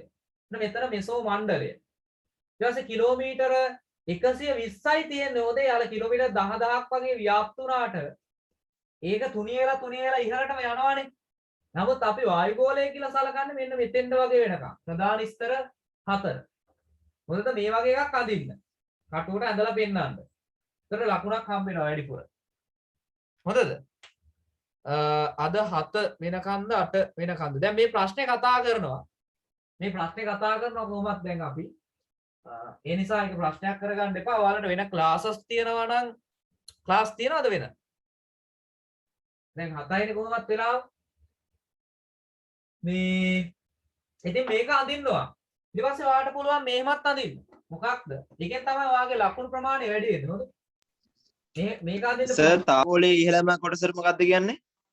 එතෙන්වත් කියන්නේ තාප මණ්ඩලය. ඉහළ කොටස. එතනින් උඩට අභ්‍යවකාශයනේ තියෙන්නේ. හොඳද? ප්‍රධාන වශයෙන් දැන් මෙතන තාප මණ්ඩලය කියලා දීලා නැහැ මං හිතන්නේ. එතනින් එහාට තාප මණ්ඩලය කියලා හඳුන්වන්නේ නැහැ. එතනින් ඉවර වෙන නිසා ගොඩක් වෙලාවට මේ ඉහළ කොටස් තමයි මණ්ඩලය කියලා හඳුන්වන්නේ. ඉහළ කොටස. ඒතර මෙතන අපි ගත්තාම උෂ්ණත්වය අඩු වැඩි වෙනවනේ. දැන් උෂ්ණත්වය වලට ඇඳලා පෙන්වන්න පුළුවන් මෙතන. මේ පැත්තෙන් නිකන් කටුවට වා අඳින ඔයා ස්වභාවයෙන් විස්තර කරන්නේ ප්‍රශ්නේදී. වායුගෝලීය පද්ධතියේ ස්වභාවය. ඉතින් මෙන්න මේ වගේ කියලා ඇඳලා පෙන්නපුවාම ඔයාගේ ලකුණු වැඩි වෙනවා. ඒතර මේ පැත්තට යද්දී උෂ්ණත්වයේ වැඩිවීමක් වෙනවා මෙහිම ඍණවීමක් වෙනවා කියලා පෙන්නලා ඔයාලට පුළුවන් රේඛාවකින් වෙන කලයකින් අඳින්න. ඒතර පරිවර්තී ගෝලය තුල කොහොමත් ඍණ පැත්තට යන්නේ. ඒතර උෂ්ණත්වය අඩු වෙනවා. ඒතර මේ මණ්ඩල කලාපයේ ගොඩක් වෙලාවට ස්ථාවර වෙනවා උෂ්ණත්වය. ඒතර මේ රේඛාව කෙලින් වෙනවා. ඊට පස්සේ අපරිවර්තී ගෝලයට යද්දී නැවත ධන වැඩි වෙනවානේ. මේක ඕසෝන ස්තරයේ තියෙන නිසා අපිට ඒක පෙන්වන්නත් පුළුවන්. ඊට පස්සේ මෙතන නැවත ස්ථාවර. ඊට පස්සේ මෙතනදී නැවත අඩු වෙනවා. වායු ගෝලයේ අඩුම උෂ්ණත්වයක් වාර්තා වන ස්තරේ. ඊට පස්සේ මෙතන ස්ථාවර තාප ගෝලෙ ඉඳන් නැවත වැඩි වෙනවා නේ. නැවත වැඩි වෙනවා. එහෙම ඇඳලා පෙන්වන්න පුළුවන්. හොඳද? එහෙම ඇඳලා පෙන්වන්න පුළුවන්. කොහොම ඇඳලා ඉවර වෙලා ඔයා ගන්න අර පද්ධති 4 පරිවර්තී අපරිවර්තී මෙසෝ තාප කියන එක කෙටියෙන් හඳුන්වන්න එතන. මූලික වශයෙන් එතන කෙටියෙන් හඳුන්වන්න ස්වභාවය ගැන. එතකොට මම මෙතන ලියන්න කියන්නේ නැහැ ඒක. මොකද මේ නෝට් එක මම දීලා තියෙනවා. එහෙම නෝට් එක නැත්තම් මට පොඩ්ඩක් කියන්න ඕගොල්ලෝ. කාගාවත් නැත්තම් මේ එතකොට මේ නෝට් එකේ තියෙන එක තමයි මෙතනදී ස්වභාවය විස්තර කෙරෙන්න ඕන. මේ පද්ධති පරිවර්තී ගෝලය මෙන්න මෙච්චර උසක් දක්වා විහිදෙනවා. ඒතර ලොකු විස්තර කරන්න යන්න එපා. මොකද ලකුණු 5ක් ඒ 5න් භාගයක් අයිති වෙන්නේ ස්වභාවයට. දෙකමාරක්. ඉතිරි දෙකමාර අපි වැදගත්කම කියන්න ඕනේ නේ. අපි වැදගත්කම කියන්න බෑ. ඒ නිසා මේ උපපද්ධති 4 ගැන කෙටියෙන් විස්තර කරන්න එතනදී. විස්තර කරලා ඔයා යන්න වැදගත්කම කියන කොටස. මොකද මේක මකන්නද?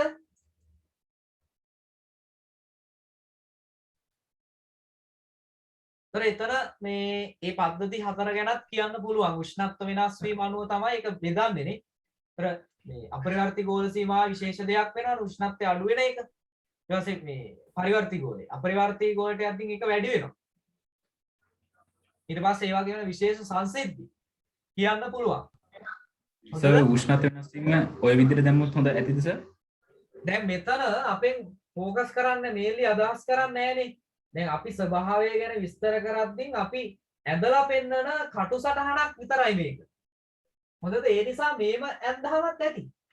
මෙහෙම ඇඳහමත් ඇති. නැත්නම් අරගේ තියෙන මට්ටමට ලොකුවට chart එකක් ගහලා එහෙම අඳින්න ලොකු ටයිම් එකකුත් නැහැනේ. අපි ස්වභාවය විස්තර කරද්දී ඒක පෙන්වන්න තමයි මේ වගේ රූප සටහනක් ගන්න. නිසා ඒක හරියට නීට් එකට තියනවාද කියන එක ඒගොල්ලෝ බලන්නේ නැහැ. හැබැයි වැදගත් වෙන්නේ මෙතන ඔයා දාන උස මේ ටික හරියට තියෙන්න ඕනේ. ඊට පස්සේ මේවා මාරු වෙන්නේ නැතුව තියෙන්න ඕනේ.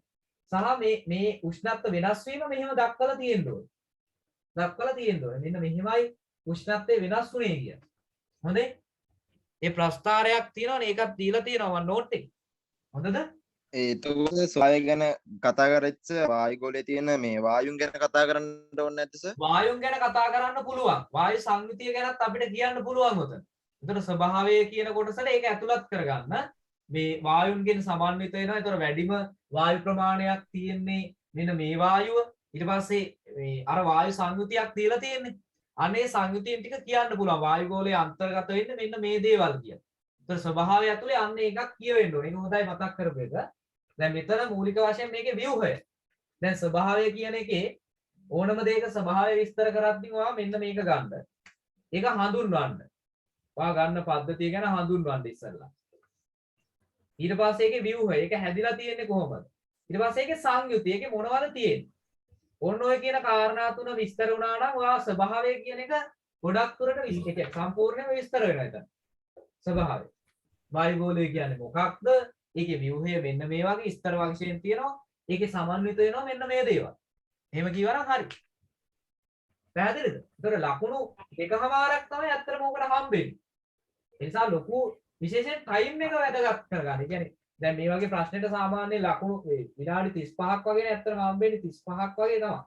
ඒතර මේ 35 ඇතුලේ මැනේජ් කරගන්න බෑ නේ. ප්‍රශ්න මේ 4. ඒතර ඒක දැන් අපි ප්‍රශ්නෙට ආන්සර්ස් හිතා ගන්න ඕනේ ලියලා පුරුදු වෙලා මේ වගේ ප්‍රශ්නයකට මම කොච්චර වෙලාවක් ඇතුළත ලියනවා. ඒ වෙලාව ඇතුළත ලියන්න පුරුවන් ගානට ඔයා මේක ගොනු කරන්න ඕනේ. ගොනු කරලා ටක් ගාලා ඊළඟ ප්‍රශ්නෙට යන්න ඕනේ. නැත්නම් ඔයා මේක ඇඳ මේක විස්තර කර ලියලා හිටියොත් එහෙම ඉතිරි ප්‍රශ්න දෙකක් තියෙනවා ලකුණු 6 දෙකක්. ඒ දෙකට යන්න ඔයාට ටයිම් නැහැ. සමහර වෙලාවට ගොඩක් වෙලාවට අපි කරන දෙයක් තමයි අපි හම්බෙන පළවෙනි ප්‍රශ්නෙට අපි ලොකු වෙලාවක් අරගෙන ලියනවා. හොඳටම ලියන්න හිතාගෙන. පළවෙනි ප්‍රශ්නෙට හොඳට ලියනවා වැඩිපුරක් දාලා. නමුත් ඒකට පැයක් විතර ගත්තොත් එහෙම ඉතිරි ප්‍රශ්න 4ම ලියන්න ඔයාට හම්බෙන්නේ පොඩි කාලයක්. ඒ නිසා අන්නේ ටයිම් මැනේජ්මන්ට් කරන කියන එක හොඳට සැලකිලිමත් වෙන්න. හොඳද?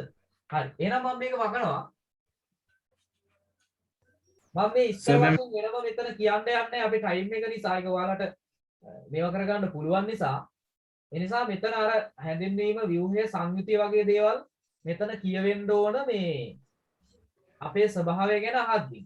ඊට පස්සේ වැදගත්කම ගැන කියන්න බෑනේ. එහෙනම් අපිට එතනදී මොනවටද වායුගෝලය වැදගත් වෙන්නේ? කියන්න බලන්න. වායුගෝලය වැදගත් වෙන්නේ ඇයි? වැදගත්කම ඔයක් ඔස්සේ අපිට පොයින්ට් වශයෙන් කියන්න පුළුවන්. ඔව් කියන්න.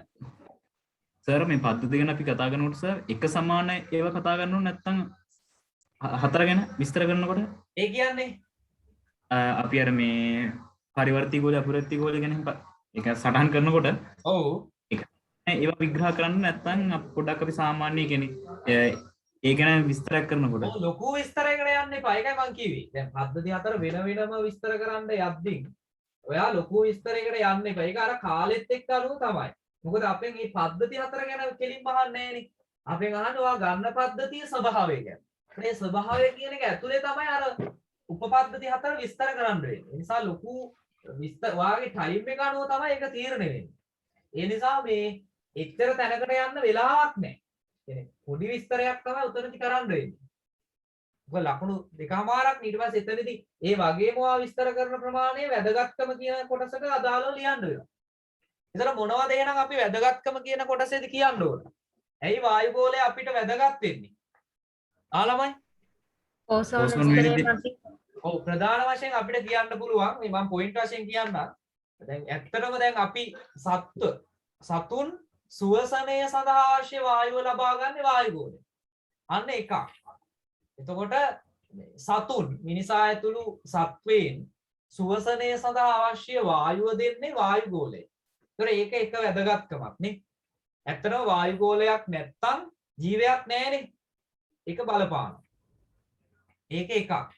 ඒ වගේම අනිත් පැත්තට ශාකවලට ප්‍රභා සංශ්ලේෂණය කරන්න ආහාර නිෂ්පාදනය කරන්න අවශ්‍ය ඔක්සිජන් නෙමෙයි කාබන් ඩයොක්සයිඩ්. දැන් ඔයාලට හිතෙන්න පුළුවන් අපි ශාකවලින් දෙන වායුව අරන් තමයි මිනිස්සු සතුන් සුවසනය කරන්නේ. ඊට පස්සේ ඒකේ අතුරුඵලය තමයි කාබන් ඩයොක්සයිඩ් නැවත මේ ශාක විසින් ගන්න.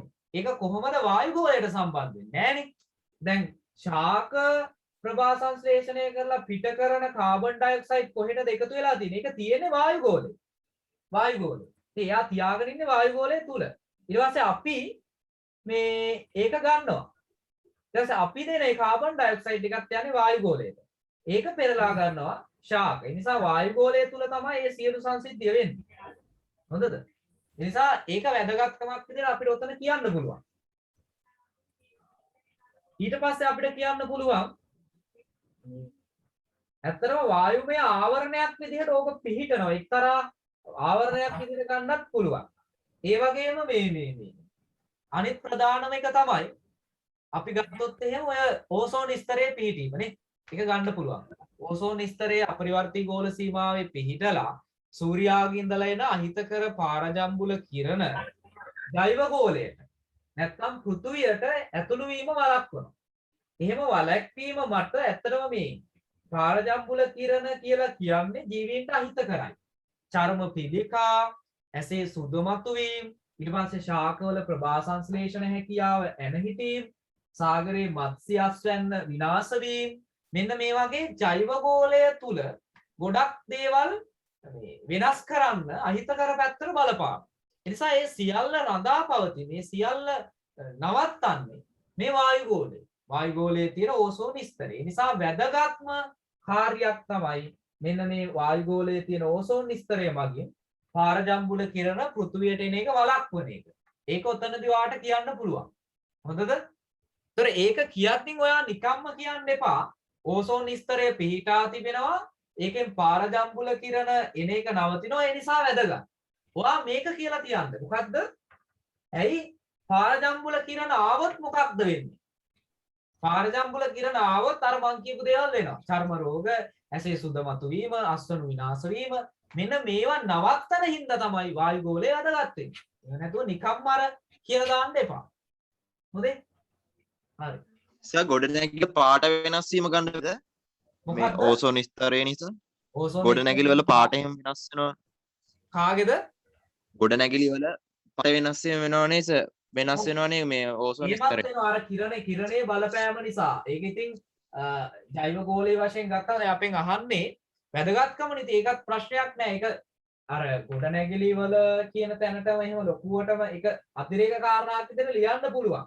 ඊට වඩා දැන් වැදගත්කම කියලා අහද්දී ගොඩාක්ම වැදගත් වෙන තැන් වල ඉඳලා පහළට ලියන්න ඔයා. ඕනම දෙයක් ඇහුවොත් ඉස්සරෝම වැදගත් වෙන්නේ දැන් අපි ගත්තොත් සුවසනේනේ ඇත්තටම අපිට වැදගත් වෙන්නේ.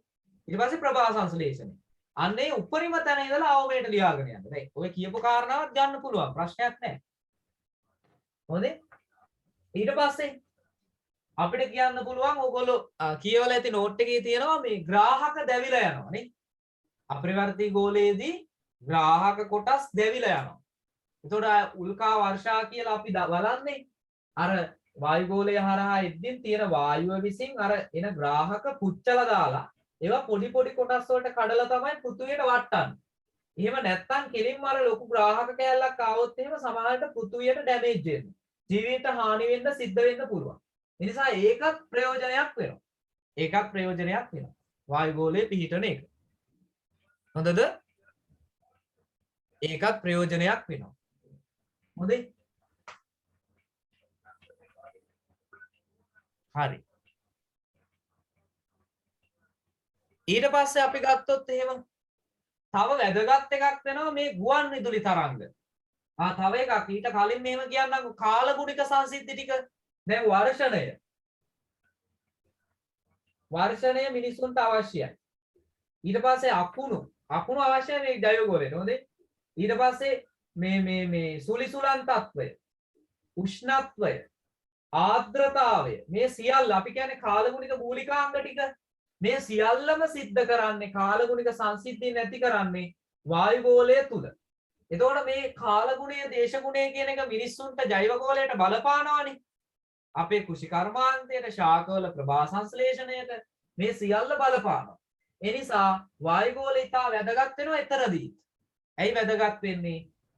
ඒ කියන්නේ අපි මෙහෙම ගත්තොත් ජෛවගෝලීය පද්ධතියට අවශ්‍ය වන ජෛවගෝලීය පද්ධතියේ ක්‍රියාකාරීත්වයට අවශ්‍ය වන වර්ෂණය, ආර්ද්‍රතාවය, උෂ්ණත්වය, සුළං, අකුණු ආදී කාලගුණික සංසිද්ධීන් ඇති කරනු ලබන්නේ නැත්නම් හටගන්නේ වායුගෝලය තුලයි. වායුගෝලය තුලයි. ඒ නිසා වායුගෝලය ජෛවගෝලය කෙරෙහි පැවැත්ම කෙරෙහි ඊටාම වැදගත් වෙනවා. ඊටාම වැදගත් වෙනවා. ඒකත් කියන්න පුළුවන්. හොඳද? ඒකත් කියන්න පුළුවන්. හොඳද? ඊට පස්සේ තව එකක් කියන්න පුළුවන් ළමයි මේ ගුවන් විදුලි තරංග මගින් තමයි මේ අපි මේ හැම එකක්ම කරන්නේ. එතකොට මේ ගුවන් විදුලි තරංග පරාවර්තනය කරන්නේ වායුගෝලය. දැන් අපි මොකක් හරි දැන් අපි හිතන්නකො ටවර් එකක් තියෙනවා. දැන් විකාශන මධ්‍යස්ථානයේ අපි රූපවාහිනිය නරඹනවානේ ගෙදර. ඒතර විකාශන මධ්‍යස්ථානයෙන් දෙන ගුවන් විදුලි තරංගය මෙහෙම ගිහිල්ලා වායුගෝලයේ තියෙන වායු මගින් පරාවර්තනය කරලා තමයි අපේ ඉන්න තැනට එවන්නේ. ඒතර ඒවා ග්‍රහණය කරගන්න උපකරණ මගින් මේ අපි ඇන්ටනා කියලා කියන්නේ. ඊට පස්සේ ඒවා පරිවර්තනය කරලා අපි රූප බලනවා. ඉතින් ඒවා පරිවර්තනය කරලා හවන්නේ වායුගෝලයේ මගින්. ඒක වැදගත් මේ ඊටම වැදගත් එකක්. ගුවන් විදුලි තරංග පරාවර්තනය කිරීම. ගුවන් විදුලි තරංග පරාවර්තනය කිරීම ඉතා වැදගත් සංසිද්ධියක්. හොඳේ?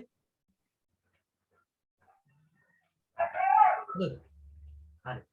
මේ හරිනේ ඒක ලියාගත්තා නේද? ඔය වගේ කාරණා ටිකක් ඔතනදී විස්තර කරලා ලියන්න ඕනේ. වැදගත්කමනේ.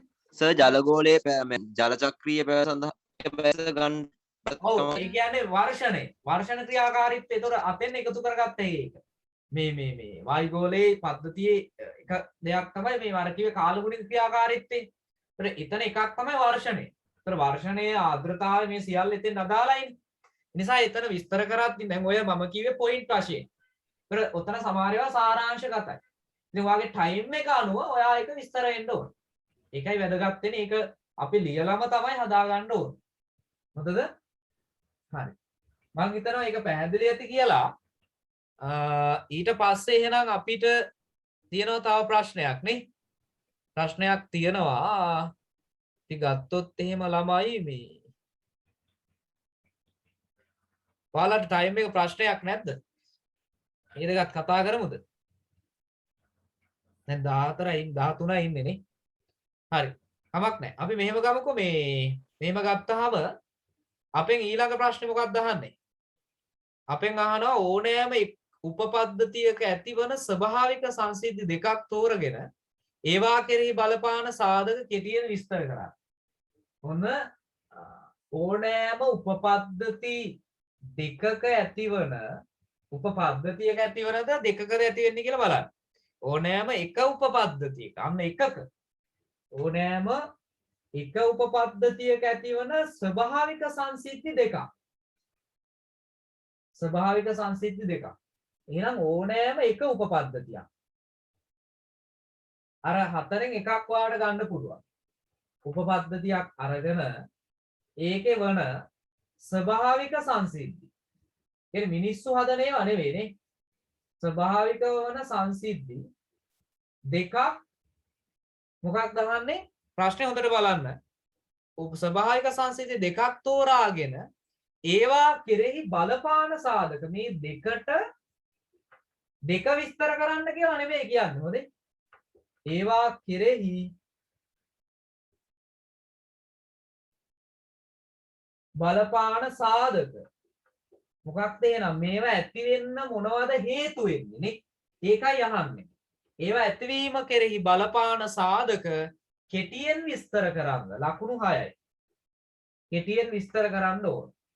එහෙනම් මෙතනදී ගොඩක් අය පටල ගන්නවා ස්වභාවික සංසිද්ධි දෙකක් ගන්නවා හැබැයි අරගෙන විස්තර කරනවා. මෙන්න මේක කියන්නේ මේකයි අරක මේකයි කියලා විස්තර කරනවා. හැබැයි අහන්නේ ඒවා ඇතිවීමට බලපාන සාධක කෙටියෙන් විස්තර කරන්න. කෙටියෙන් විස්තර කරන්න කියන්නේ ඇතිවීමට බලපාන සාධක ටික. වෙන මොනවත් නෙමෙයි. හොඳද? ඒ නිසා මෙහෙම ගමු. මම මෙතනදී ඕනෑම දැන් අපි ගත්තොත් ආයෙ බලමු ප්‍රශ්නේ. දැන් ඔයත් ලියාගෙන යද්දී දැන් ඔහොම බලපුවහම අමතක වෙනවා. ප්‍රශ්නයක් ලියාගෙන යද්දී සමහරවිට ප්‍රශ්නේ පිට පැනලා අපිට වෙන මොකක් හරි මතක් වෙනවා. ඒ එක්සෑම් අද ඉවර වෙනවා නේ. ඉවර වුණාම ගිහිල්ලා අද ක්‍රිකට් අතක් ගාගෙන මේ ෆන් එකේ හිටිය ඇති කියලා ඔක මතක් කරගෙන ඉන්නවා ඊට පස්සේ. ඊට පස්සේ බලද්දී පේපර් එකතු කරන්න ඉදින් තමයි මතක් වෙන්නේ. තව මේ ක්‍රිකට් ගහන්න තියලා ලියලා ඉවරක් නැහැ කියන. ඒ නිසා මේ හැම වෙලේම ප්‍රශ්නේ කියවන්න. ලියාගෙන යනවා අපි යන එකෙන් හැම වෙලේම එළියට යනවා. ඊට පස්සේ ආයෙ බලනවා ප්‍රශ්නේ. අන්න ඔළුවට දාගෙන ආයෙ ලියනවා. ආයෙ ලියනවා. ඊට පස්සේ ආයෙ ටිකක් වෙලා යද්දී ආයෙ ඔළුවට එළියට යනවා. ඊට පස්සේ ආයෙ බලනවා. මේක තමයි. මෙතන සම්බන්ධ කරලා එතන ඉඳන් ලියනවා. ඒ නිසා අන්න ඒක හොඳට මතක තියාගන්න. හොඳද? එහෙනම් මේකේ අහන්නේ ඕනෑම එක උපපද්ධතියක ඇතිවන ස්වභාවික සංසිද්ධි දෙකක් තෝරගෙන එක උපපද්ධතියක්. අපි ගමු ශිලාගෝලීය පද්ධතිය. ඔයාලට ඕන එකක් ගන්න පුළුවන්. ශිලාගෝලය. උපපත් මේ ඇතිවන ස්වභාවික සංසිද්ධි දෙකක්. මම ගන්නවා දැන් දෙකකින් ගන්නත් පුළුවන්. දැන් මෙතන අපි එකක් ගමුකෝ. ශිලාගෝලීය පද්ධතියෙන් ගමු අපි භූමිකම්පා. භූමිකම්පා ස්වභාවික සංසිද්ධියක්නේ. ඊට පස්සේ අපිට ගත්ත හැකි තව නායයන් ගත හැකිනේ. ඊට පස්සේ ජලගෝලීය පද්ධතියෙන් ගත්තොත් නෑ. අපි වායුගෝලීය පද්ධතියෙන් ගමු. වායුගෝලීය පද්ධතියෙන් වර්ෂණය. හරි දැන් මම මේ දෙක තෝර ගන්නවා. භූමිකම්පා කියන එකයි වර්ෂණය කියන එක. දැන් ඔයා ගන්න ඕනේ එකකින්. හොඳයි. එකකින් දෙකක්. දැන් මම මෙතන විස්තර කරන්න ඕනින්ද වායුගෝලයකින් එකකුයි. භූමිකම්පා කියන ශිලාගෝලයේ එකකුයි ගන්නවා. හැබැයි ඔයා ගන්න ඕනේ අහලා තියෙන්නේ මොකද්ද? අහලා තියෙන ඕනෑම එක උපපද්ධතියක ඇති වෙන ස්වභාවික සංසිද්ධි දෙකක්. එහෙනම් ඔයා ගන්න එක ශිලාගෝලයෙන්ම දෙකක් වෙන්න ඕනේ. වායුගෝලයෙන්ම දෙකක් වෙන්න ඕනේ. ජලගෝලයෙන්ම දෙකක් වෙන්න ඕනේ. ජෛවගෝලයෙන්ම දෙකක් වෙන්න ඕනේ. දැන් මම මෙතන දෙකකින් දෙකක් ගත්තා. ඔක පැහැදිලි කරගන්න ඕන නිසා. හොඳද? මේ ඒ වගේම ළමයි සමහර ප්‍රශ්න තියෙනවා. සමහර ප්‍රශ්න තියෙනවා එක්සෑම් පේපර් එකේ. ඒ ප්‍රශ්නේ කොටස් දෙක එක සම්බන්ධයි. කොටස් දෙක එක සම්බන්ධයි. දැන් ඉතින් ගොඩක් වෙලාවට ළමයි ගිහිල්ලා ලියනවා. ලියලා ගන්නවන්න පළවෙනි එක ලේසි. ඕ 3 4 දක්වා ඒක හොඳටම ලියන්න පුළුවන්. ලියාගෙන යනවා දැන්. ලියන්න යනවා. බලන්නේ අවසාන ප්‍රශ්න දෙක දිහා බලන්නේ. හොඳයි. අවසාන ප්‍රශ්න දෙක දිහා බලන්නේ. ගත්ත පේපර් එක ලියාගෙන යනවා. 1 2 ලියවා අය මොනවත් නැහැ බ්ලාස්ට් වෙන්නම ලියනවා. ඊට පස්සේ ළමයි බැරි නම් දැන් මොකද කරන්නේ? ගන්න බෑ ලියන්න බැරි ප්‍රශ්නයක්. මේ දෙක. ලියන්න බැරි ප්‍රශ්නයක්. ඇයි? පළවෙනි ප්‍රශ්නේ ලියන්න පුළුවන්. හැබැයි පළවෙනි ප්‍රශ්නේත් අහලා තියෙන සමහරට නැහැ. පළවෙනි ප්‍රශ්නේත් ලියන්න බෑ. මෙතන දැන් මේ දෙක ලියුවා 1 2 ලියුවා 3යි 4යි බැලුවේ නැතුව ප්‍රශ්නේ තෝරගත්තේ. ඒතර 3යි 4යි එකට සම්බන්ධයි. ඒ නිසා මේකට උත්තරයක් ලියුවොත් විතරයි ඔයාලට මේකට ලියන්න පුළුවන්. දැන් මේකට උත්තරේ ඔයා දන්නේ නැහැ. එහෙනම් මේකට ලියන්න බෑනේ. නේ? මේකට ලියන්න බෑ. ඒ නිසා ප්‍රශ්න තෝරගත්තින් ප්‍රශ්න 4ම බලන්න ඔයා. දීලා තියෙන සම්පූර්ණ ප්‍රශ්න 4ම. නැත්තම් ඔයා 1ටයි 2ටයි ලියලා ගිහිල්ලා ඔයාගේ කාලය ගිහිල්ලා ඔයාට ආයේ අලුතෙන් ප්‍රශ්නයක් අරගෙන 1 2 3 4ම ලියන්න ටයිම් එකක් නැහැ. අන්න අනා ගන්න තැන. ඒ නිසා ප්‍රශ්න 4 දිහාම ඉස්සෙල්ලා බලන්න. හොඳටම ලියන්න පුළුවන් ප්‍රශ්න 4ක්ම තියෙන හෝ සම්පූර්ණ ප්‍රශ්නෙම තෝරගන්න. ඒකයි වැදගත් වෙන්නේ. ඒතකොට මෙන්න මේ ප්‍රශ්නේදීත් ඒ වගේ. ඒ කියන්නේ අපෙන් අහන 3යි 4යි එක සම්බන්ධයි. මොකද්ද? දැන් තුන්වෙනි ප්‍රශ්නෙන් අහන්නේ ළමයි මේ මොකක්ද අහන්නේ? ඕනෑම එක් උපපද්ධතියක ඇති වෙන ස්වභාවික සංසිද්ධි දෙකක් තෝරගෙන ඒවා ඇති වෙන්න බලපාන සාධක විස්තර කරන්න කෙටි. මොන තුන්වෙනි එක. ඊට පස්සේ ඊළඟ එකේ අහනවා ඉහත ඔබ විස්තර කළ එක් ස්වභාවික සංසිද්ධියක් ආශ්‍රිත සිදුවන පාරිසරික ප්‍රතිවිපාක 3ක් සාකච්ඡා කරන්න. ඉහත ඔයා විස්තර කරපු එක ස්වභාවික සංසිද්ධියක්. දැන් අපි ගත්තොත් භූමිකම්පා. භූමිකම්පා කියන ස්වභාවික සංසිද්ධිය නිසා ඇතිවන පාරිසරික ප්‍රතිවිපාක 3ක් විස්තර කරන්න. දැන් ඔයාට එනවා ඔයා භූමිකම්පා කියන එක විස්තර කරනවා සමහර වෙලාවට. භූමිකම්පා කියන එක විස්තර කරනවා හැබැයි භූමිකම්පාවක් නිසා ඇතිවන ප්‍රතිවිපාක මතක නැහැ. අන්න එතකොට පළවෙනි එකට ලකුණු තියෙනවා දෙවෙනි එකට ලියන්න විදිහක් නැහැ. නේ? අන්න ඒ වගේ තත්ත්වවලට මුහුණ දෙන්න වෙනවා. ඒ නිසා ඒ වගේ තැන්වලදී ඔයා හොඳට බලන්න ටේප් එක ගත්තාම ඔයාට ප්‍රශ්න 4ටම සම්පූර්ණ ප්‍රශ්නෙටම හොඳටම ලියන්න පුළුවන් ප්‍රශ්නේ තෝරගන්න. ඒකනේ ප්‍රශ්න තෝරගන්න දීලා තියෙන්නේ. ප්‍රශ්න සංඛ්‍යාවක් වැඩිපුර දීලා තියෙන්නේ තෝරගන්න.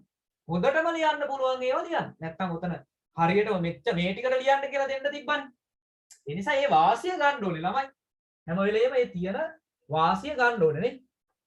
ඒකයි ප්‍රශ්නේ උතන. හරි. ඉතින් අපි මේ වෙලාවත් එක්ක මම එක ප්‍රතිවිපාකයක් ඇතිවීමට හේතු වන සාධක සහ ඒකේ ප්‍රතිවිපාක එක ස්වභාවික සංසිද්ධියක් සහ ඒකේ ප්‍රතිවිපාක ගැන විතරක් අද පන්තියේදී කතා කරනවා. මොකද එහෙනම් ගමු භූමිකම්පා. ශිලාගෝලයේ ඇති වෙන භූමිකම්පා. හොඳද? එහෙනම් ලියන්න භූමිකම්පා කියලා ලියලා මෙහෙම ලියමු. ලියන්න ගන්නකො. මෙහෙම ලියමු. ශිලාගෝලීය පද්ධතියේ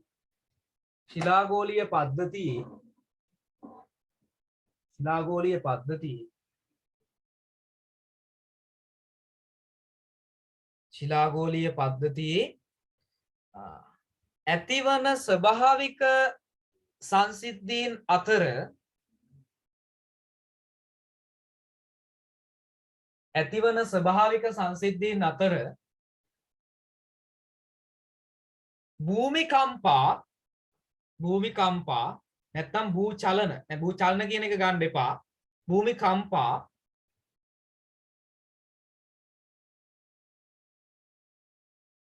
ඉතාමත්ම වැදගත් වේ. එහෙම නැත්නම් ඉතාමත්ම වැදගත් සංසිද්ධියකි. සංසිද්ධියකි. දැන් ලියන්න දැන් ඔතනදී වැදගත් පොයින්ට් එකක් තමයි දැන් ප්‍රශ්න දිහා නැවත බලන්න. ඕනෑම එක් උපපද්ධතියක ඇතිවන ස්වභාවික සංසිද්ධි දෙකක් තෝරගෙන ඒවා කෙරෙහි බලපාන සාධකයි අහන්නේ හොදේ. නැත්තම් සංසිද්ධිය ලියාගෙන යන්න එපා පට ගාලා භූමිකම්පාවක් කියන්නේ මේක නිකන් මෙහෙම එනවා මේව නිසා මෙහෙම වුණා ඊයේත් ඇති වුණා අදත් ඇති වෙන්න පුළුවන් මෙච්චර හානි ගොඩනැගිලි ටිකක් කඩාන වැටුණා ඕවා ලියන්න යන්න එපා. දැන් අහන්නේ ළමයි බලපාන සාධක. ඔයා එහෙනම් ලියන්න ඕනේ භූමිකම්පාව කියන ස්වභාවික සංසිද්ධිය ඇති වෙන්න බලපාන සාධක මොනවද?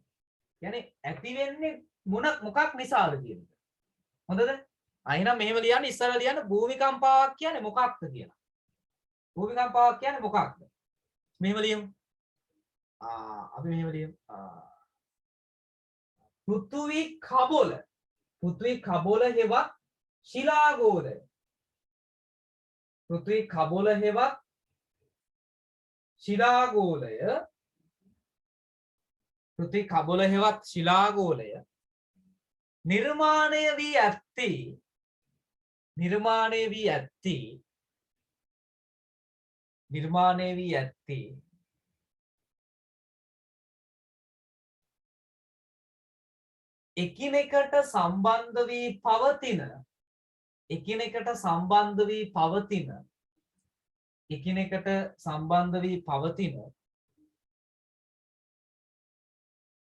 එකිනෙකට සම්බන්ධ වී පවතින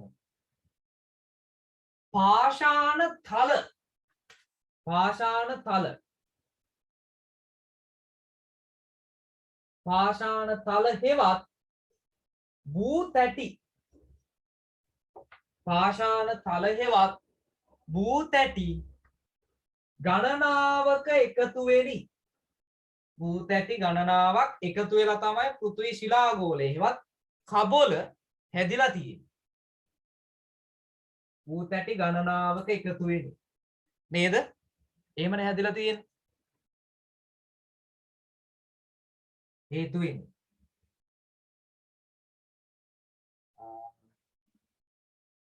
මෙලෙස නිර්මාණය වුණු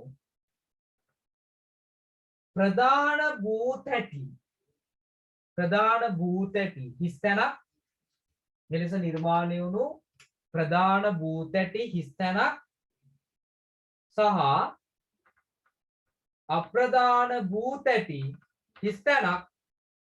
හිස්තැන සම්පූර්ණ කරගන්න මන් දන්නේ මේ ආකාරයට නිර්මාණය වුණු ප්‍රධාන භූතැටි සහ අප්‍රධාන භූතැටි ටික ඔයගොල්ලෝ හිතා ගන්න.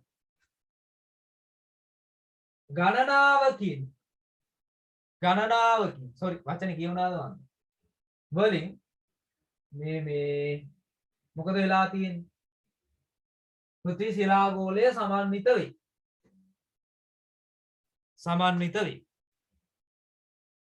හොඳද? ඒ කියන්නේ ප්‍රධාන භූතැටි 7ක් තියෙනවානේ. 7ක්ද 8ක්ද? 7කින් සහ අප්‍රධාන තැටි රාශියක් තියෙනවා. රාශියකින් සමන්විත වෙයි. හොඳද? එතකොට දැන් අපි කියනවා මේ භූමිකම්පාවක් ඇති වෙන්නේ කොහොමද කියන එක නේ. ඒකනේ අහන්නේ.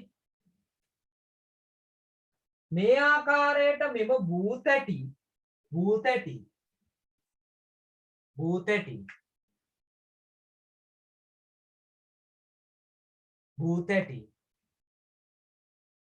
ශිලාගෝලය මත ලිස්සා යෑම නැත්නම් පැද්දීම නිසා.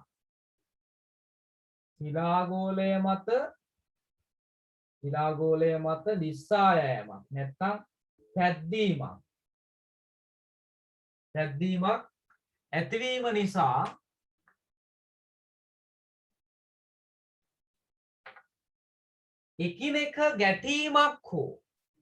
එකිනෙක ගැටීමක් හෝ එකිනෙක ගැටීමක් හෝ එකිනෙක නිස්සා යෑමක්. එහෙමම ගමුකෝ. එකිනෙක ගැටීමක් හෝ එකිනෙක නිස්සා යෑමක් එක මත එක ලිස්සලා යනවා. එක්ක ගැටෙනවා. සිදුවිය හැක. සිදුවිය හැක. එහෙම වෙන්න පුළුවන්. එහෙම වෙන්න පුළුවන්.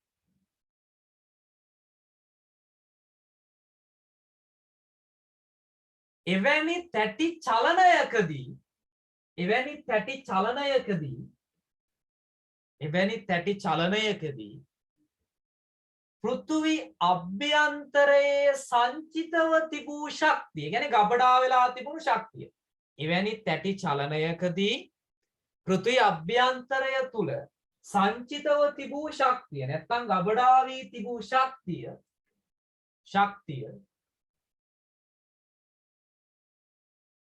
එකවර නිදහස් වීම නිසා ශක්තිය එකපාර ඩක් ගාලා පයින්නවා. එකවර නිදහස් වීම නිසා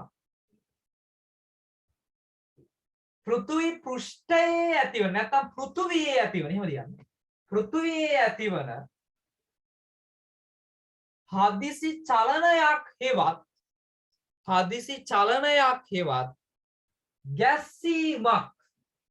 හදිසි චලනයක් හෙවත් ගැස්සීමක් භූමිකම්පාවක් ලෙස හැඳින්විය හැක. ඕකේ, හැඳින්විය හැක. හොඳද?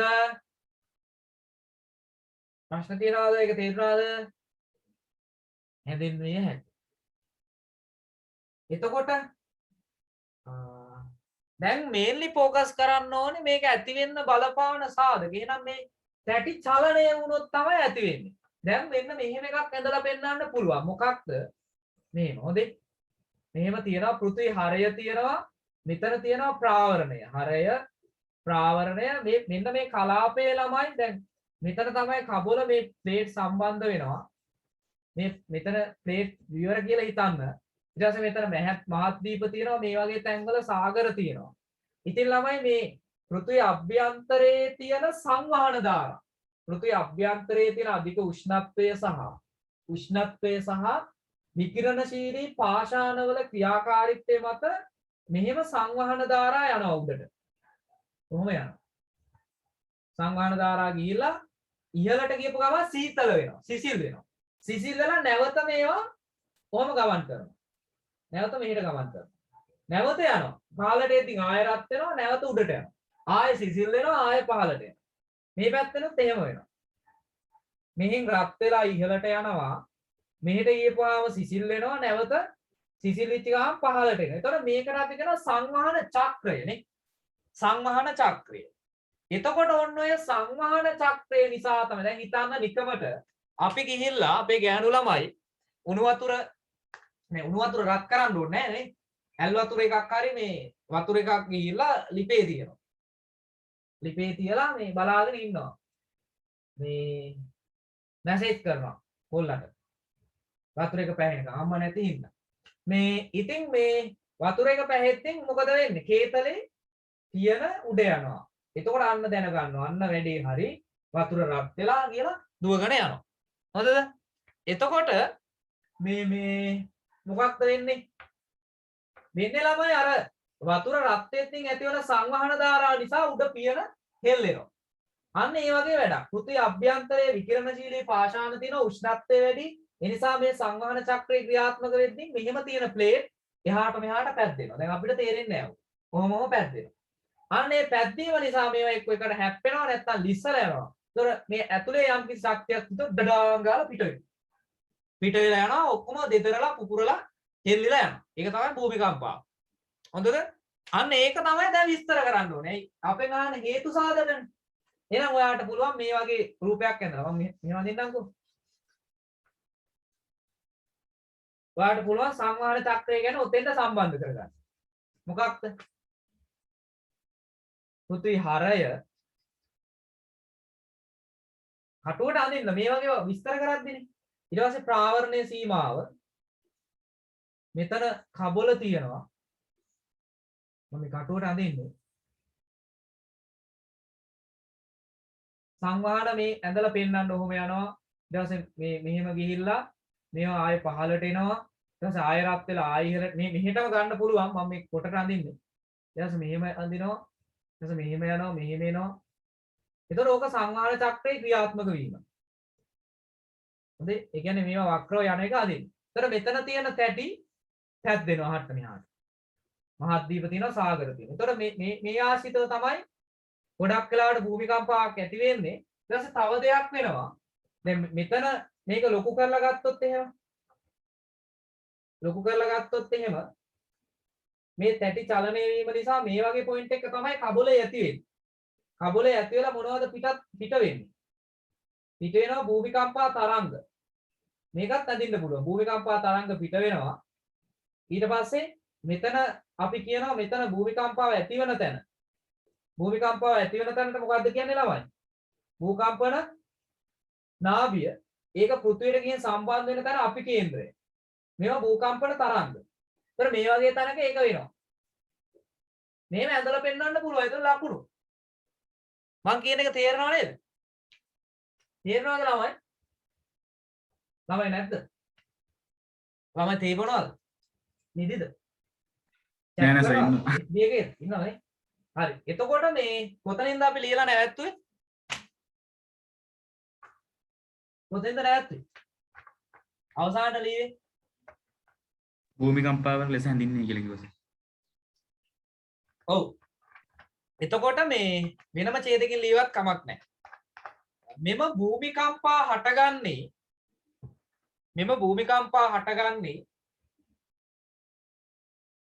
ඉහත දැක් වූ ආකාරයට තැටි චලනය වීමේ ප්‍රතිඵලයක් ලෙසයි. ඉහත දැක් වූ ආකාරයට තැටි චලනය වීමේ ප්‍රතිඵලයක් ලෙසයි.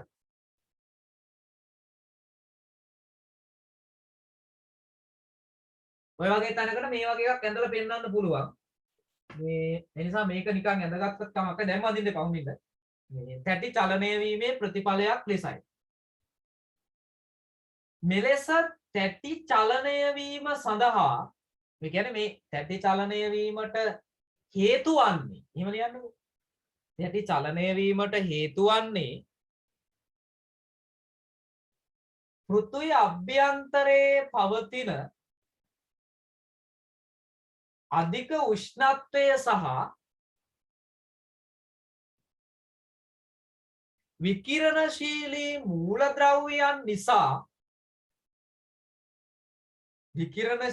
මූලද්‍රව්‍යයන් නිසා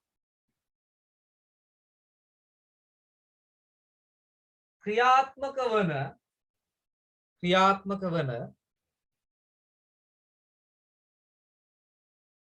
සංවහන චක්‍රයේ බලපෑම බව. කියන්නේ සංවහන චක්‍රය නිසා තමයි එහෙම වෙන්නේ. සංවහන චක්‍රයේ බලපෑමෙන් බව සොයාගෙන ඇත. හරි එහෙනම් මොකක් හරි ලියන්න. ඒ අනුව පෘථිවි අභ්‍යන්තරයෙන් පිටවන සංවහන ධාරා උණුසුම් සංවහන ධාරා පෘථිවි කබොල සීමාවට පැමිණෙන විට ඉහළ නගින. ඒ කියන්නේ රත්වි ඉහළ නගින උණුසුම් සංවහන ධාරා කබොල සීමාවට පැමිණෙන විට සිසිල් වීම නිසා නැවත පහළට ගමන් කරන අතර උඩට යද්දී රත් වෙලා උඩට යද්දී සිසිල් වෙලා නැවත පහළට යනවා. ගමන් කරන අතර නැවත රත් වී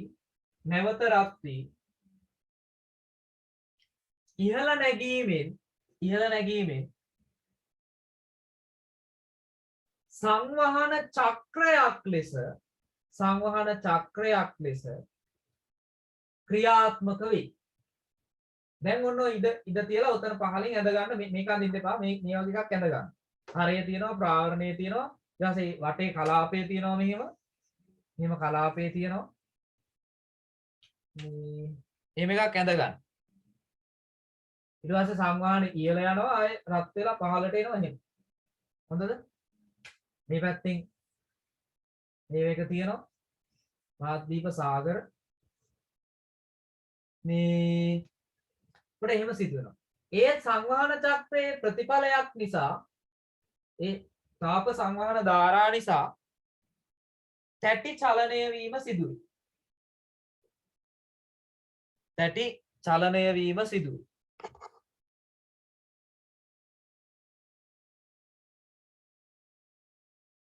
එවිස තැටි ගැටීමක් හෝ ලිස්සා යෑමක් සිදු වී භූමිකම්පාවක් හටගනී. එවිට තැටි ගැටීමක් හෝ ලිස්සා යෑමක් සිදු වී භූමිකම්පාවක් හටගනී. භූමිකම්පාවක් හටගනී.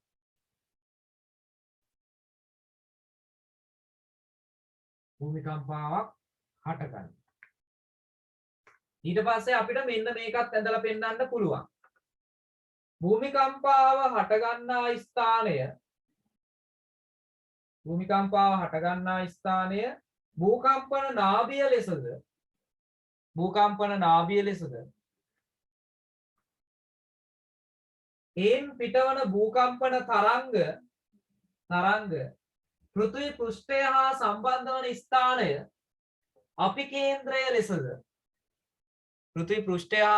වන ස්ථානය අපිකේන්ද්‍රය ලෙසද හැඳින්වේ.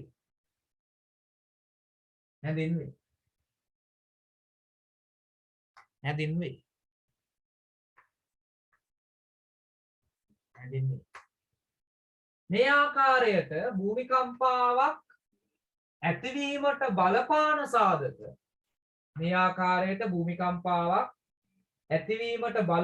සාධක පැහැදිලි කරගත හැකියි. දැන් ඕක ළමයි මම මේ වෙලාවේ ඔයගොල්ලන්ට ඒක විස්තර කරලා දුන්නු විස්තරේ. ඉතින් ඔය වගේ විස්තරයක් තමයි එන්න ඕන.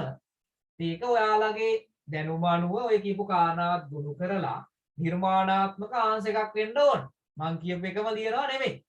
එහෙම කෘත්‍රිම ළමයෙක් දී කරන්න මට අවශ්‍ය නැහැ. හොඳද? හරි. මේක හරිද? හරිද ළමයි? හරි සර්. හරි. එහෙනම් මකන්නද?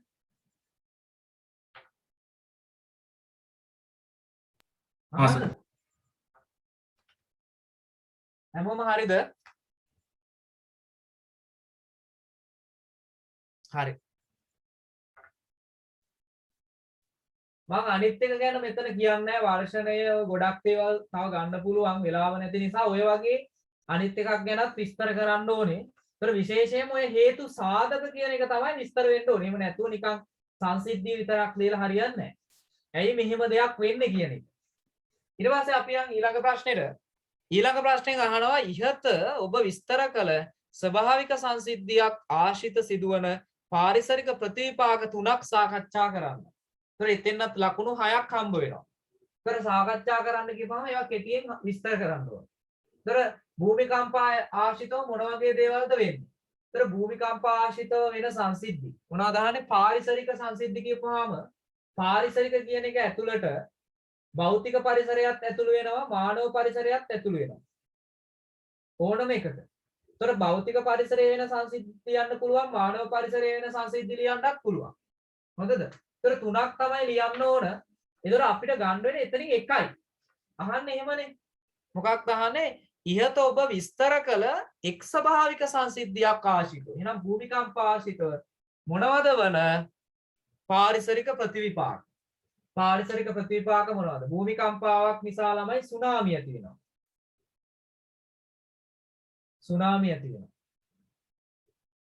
සුනාමි ඇති වෙන්න පුළුවන්. ඊට පස්සේ මොනවද තව? භූමිකම්පාව නිසා මොකක් නැති වෙන්න පුළුවන්? නායෑම් ඇති වෙන්න පුළුවන්. ඒතර ඒවා භෞතිකව. ඊට පස්සේ ගොඩනැගිලි නිවාස ආදී කඩාගෙන වැටෙන්න පුළුවන්. ඊට පස්සේ යටිතල පහසුකම් විනාශ වෙන්න පුළුවන්. ඔන්න ඔය වගේ කාරණා මම මෙතන වෙන වෙනම විස්තර කරන්න යන්නේ ඒතර මේවා එකක් පොට් මේ තුනක් අරගෙන ඔයා ඉස්සලා තුන මෙහෙම නම් කරලා ඒවා එකිනෙක අරගෙන ඔයා විස්තර කරන්න ඕන. ප්‍රතිවිපාක. ඒ කියන්නේ ප්‍රතිවිපාක යටතේ තමයි විස්තර කරන්නේ. නැත්නම් සුනාමියක් කියන්නේ මෙන්න මේක, සුනාමිය තියෙන්නේ මෙන්න මෙහෙමයි කියලා ලියලා වැඩක් නැහැ. වැඩක් නැහැ. හොඳද? ඒ නිසා එතනදි කියන්න ඕනේ මේ භූමිකම්පාවක් ඇතිවීමේදී විශේෂයෙන්ම සාගරය ආශ්‍රිතව සාගරික තැටි දෙකක් එකට ගැටීමකදී හෝ නිස්සායෑමකදී පෘථිවි අභ්‍යන්තරයේ පවතින ශක්තිය හදිසියේ නිදහස් වීම නිසා සාගර කලාපයක ඇතිවන භූකම්පාවක භූමිකම්පනයක ප්‍රතිඵලයක් වශයෙන් ඒ නිකුත් කරන ශක්තිය නිසා සාගර රළ නැත්නම් සාගර ජලය විශාල රළක් විදියට ඉහළ නැගීමක් නිසා ඒ ශක්තිය රළ ඔස්සේ පැමිණ සුනාමියකට පරිවර්තනය විය හැකියි. එහෙමයි වෙන්නේ. සුනාමියක් ඇති වෙන්නේ එහෙමයි. සාගර කලාපයක භූමිකම්පාවක් වුණාම ළමයි මේ තැටි දෙක ඒතකොට මහද්වීප තැටි නෙමෙයිනේ. සාගරයේ තියෙන තැටි. ඒතකොට මෙතන තැටි දෙක එක්ක හැප්පෙනවම හැප්පුණාම එකක් මෙහෙට බහිනවා නැත්නම් අනික උඩින් යනවා. නැත්නම් එක ලිස්සලා ගියමත් එහෙම වෙනවා. දැන් 2004 දී උනේ මෙන්න මේ තැටි ආශ්‍රිත. ඒතකොට සමහර වෙලාවට මේ තැටිය මෙහෙම බැස්සහම මෙහෙම අනිත් එක බැස්සහම මේ අතර හිදසක් ඇති වෙනවා. ඒ හිදස සම්පූර්ණ කරන්න සාගරයේ මෙහි තියෙන ජලය ආපහු ගලනවා. දැන් හිතලා බලන්නකෝ 2004 ඔයාලට මතක නම් සාගරයේ හිඳුණානේ. සාගරයේ හිඳලා මිනිස්සු ගියා අපට සිරි මෙන්න සාගරයේ හිඳලා මාළු අල්ල ගන්න පුළුවන් මාළු ටික අල්ල ගන්න කියලා කට්ටිය දිව්වා සාගරයට. ගියා තමයි ආපහු ආවා එන්න රලක් ආපස්සට. ඉතින් එතකොට අර මේ සාගරයේ හිඳලා ගිහිල්ලා මෙතෙන්ට පිරෙන්න මේ ප්ලේට් අතර හැදෙන විවරය මොන වගේ ලොකු එකක් වෙන්න ඕනද අපිට හිතන්න පුළුවන්. මේ තැටි මොන වගේද කියලා හිතන්න පුළුවන්ද ඒක? අන්න ඒකයි කියන්නේ. ඒ වගේ දෙයක් තමයි වෙන්නේ. ඉතින් අන්න ඒ කාරණාව තමයි ඔතනදී විස්තර කරන්න ඕන. ඔතනදී විස්තර කරන්න ඕනේ අන්න ඒක එහෙම නිතා මේ භූමිකම්පාවක් ඇති වෙනවා කියන්නේ. භූමිකම්පාවක් නිසා ඒ තරංග ඉහළට ඔසවා දීමෙන් සුනාමි තත්ත්වයක් ඇති වෙනවා. ඒක එකක්. ඊට පස්සේ නායෑමක් කියලා කියන්නේ බුරුල් වෙච්ච පාසාන කොටස් ඉස්කඳු කරේක ඉඳලා ගුරුත්ව බලය ඔස්සේ පහළට ගලාගෙන එන එකනේ. අඩාගෙන වැටෙන එකනේ. ඒතර භූමිකම්පාවක් ඇති වුණාම අර බුරුල් වෙච්ච දේවල් පහළට එන්න ඒ ගැස්සීම හේතු වෙනවා. ඒ නිසා කඳුකර ප්‍රදේශවල අර බුරුල් වෙච්ච පස්තට්ටු ආශ්‍රිතව නායෑම් ඇති වෙන්න පුළුවන්. අන්න පාරිසරික ප්‍රතිවිපාක. ඊට පස්සේ භූමිකම්පාවක් සිද්ධ වුණාම මොකද වෙන්නේ? ඔක්කොම බිල්ඩින් ටික හෙල්ලෙනවානේ, කඩාගෙන වැටෙනවා. භෞතික දේපල විනාශ වෙනවා. මිනිස් ජීවිත හානි වෙනවා. ඊට පස්සේ දුරකථන රැහන්, විදුලි රැහන් කඩාගෙන වැටෙනවා. අන්න භෞතික යටිතල පහසුකම් මානව පරිසරයට වන බලපෑම විනාශ වෙන්න පුළුවන්. අන්න ඒ වගේ කාරණා ටිකක් ඔතනදී විස්තර කරන්න ඕනේ. ඒක වෙලාව නැති නිසා මම අදහස විතරක් එතනදී කියනවා. ඒක ලියාගන්න දෙන්නේ නෑ මෙතන. ඔයාලට ඒක ලියන්න පුළුවන් නිසා. හොඳද? හරි. එහෙනම් මේ එක ලියන්න අවශ්‍ය නැහැ නේ. එහෙම තේරුණා නේද? ප්‍රශ්නයක් නැහැ. දැන් ඉන්නේ 6 දෙනයිනේ. 6 නෙමෙයි එක්කෙනෙක් හිටියත් මම මේ කියන්න ඕනේ කියලා ඒක. මම ක්ලාස් එක නැත්තම් මම කරන වැරද්දක් නේ. හොඳේ. හරි. දැන් ඔතෙන් එද්දින් ඔය ප්‍රශ්නේ ගැන අවබෝධයක් ආවද? දැන් සම්පූර්ණයෙන්ම මම මෙතන උත්තර මේ මම කියනවා ඔයාට ලියවනවා කියන එක නෙමෙයි මම කරන්නේ මේ ක්ලාස් එකේ. මම පටන් ගද්දිනුත් කිව්වේ ඒකයි.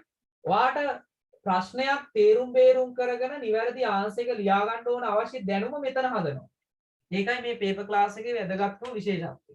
එහෙම නැතුව අර අනිත් ඒවා වගේ මේ උත්තරේ මේ කියන එක නෙමෙයි මෙතන කරන්නේ. එහෙම ගිහිල්ලා ඉතින් උත්තර ලියන්න බෑ එක්සෑම් එකේදී. හොඳේ? හරි. එහෙනම් මොනවද ගැටලු තියනවද? ගැටලු තියනවද?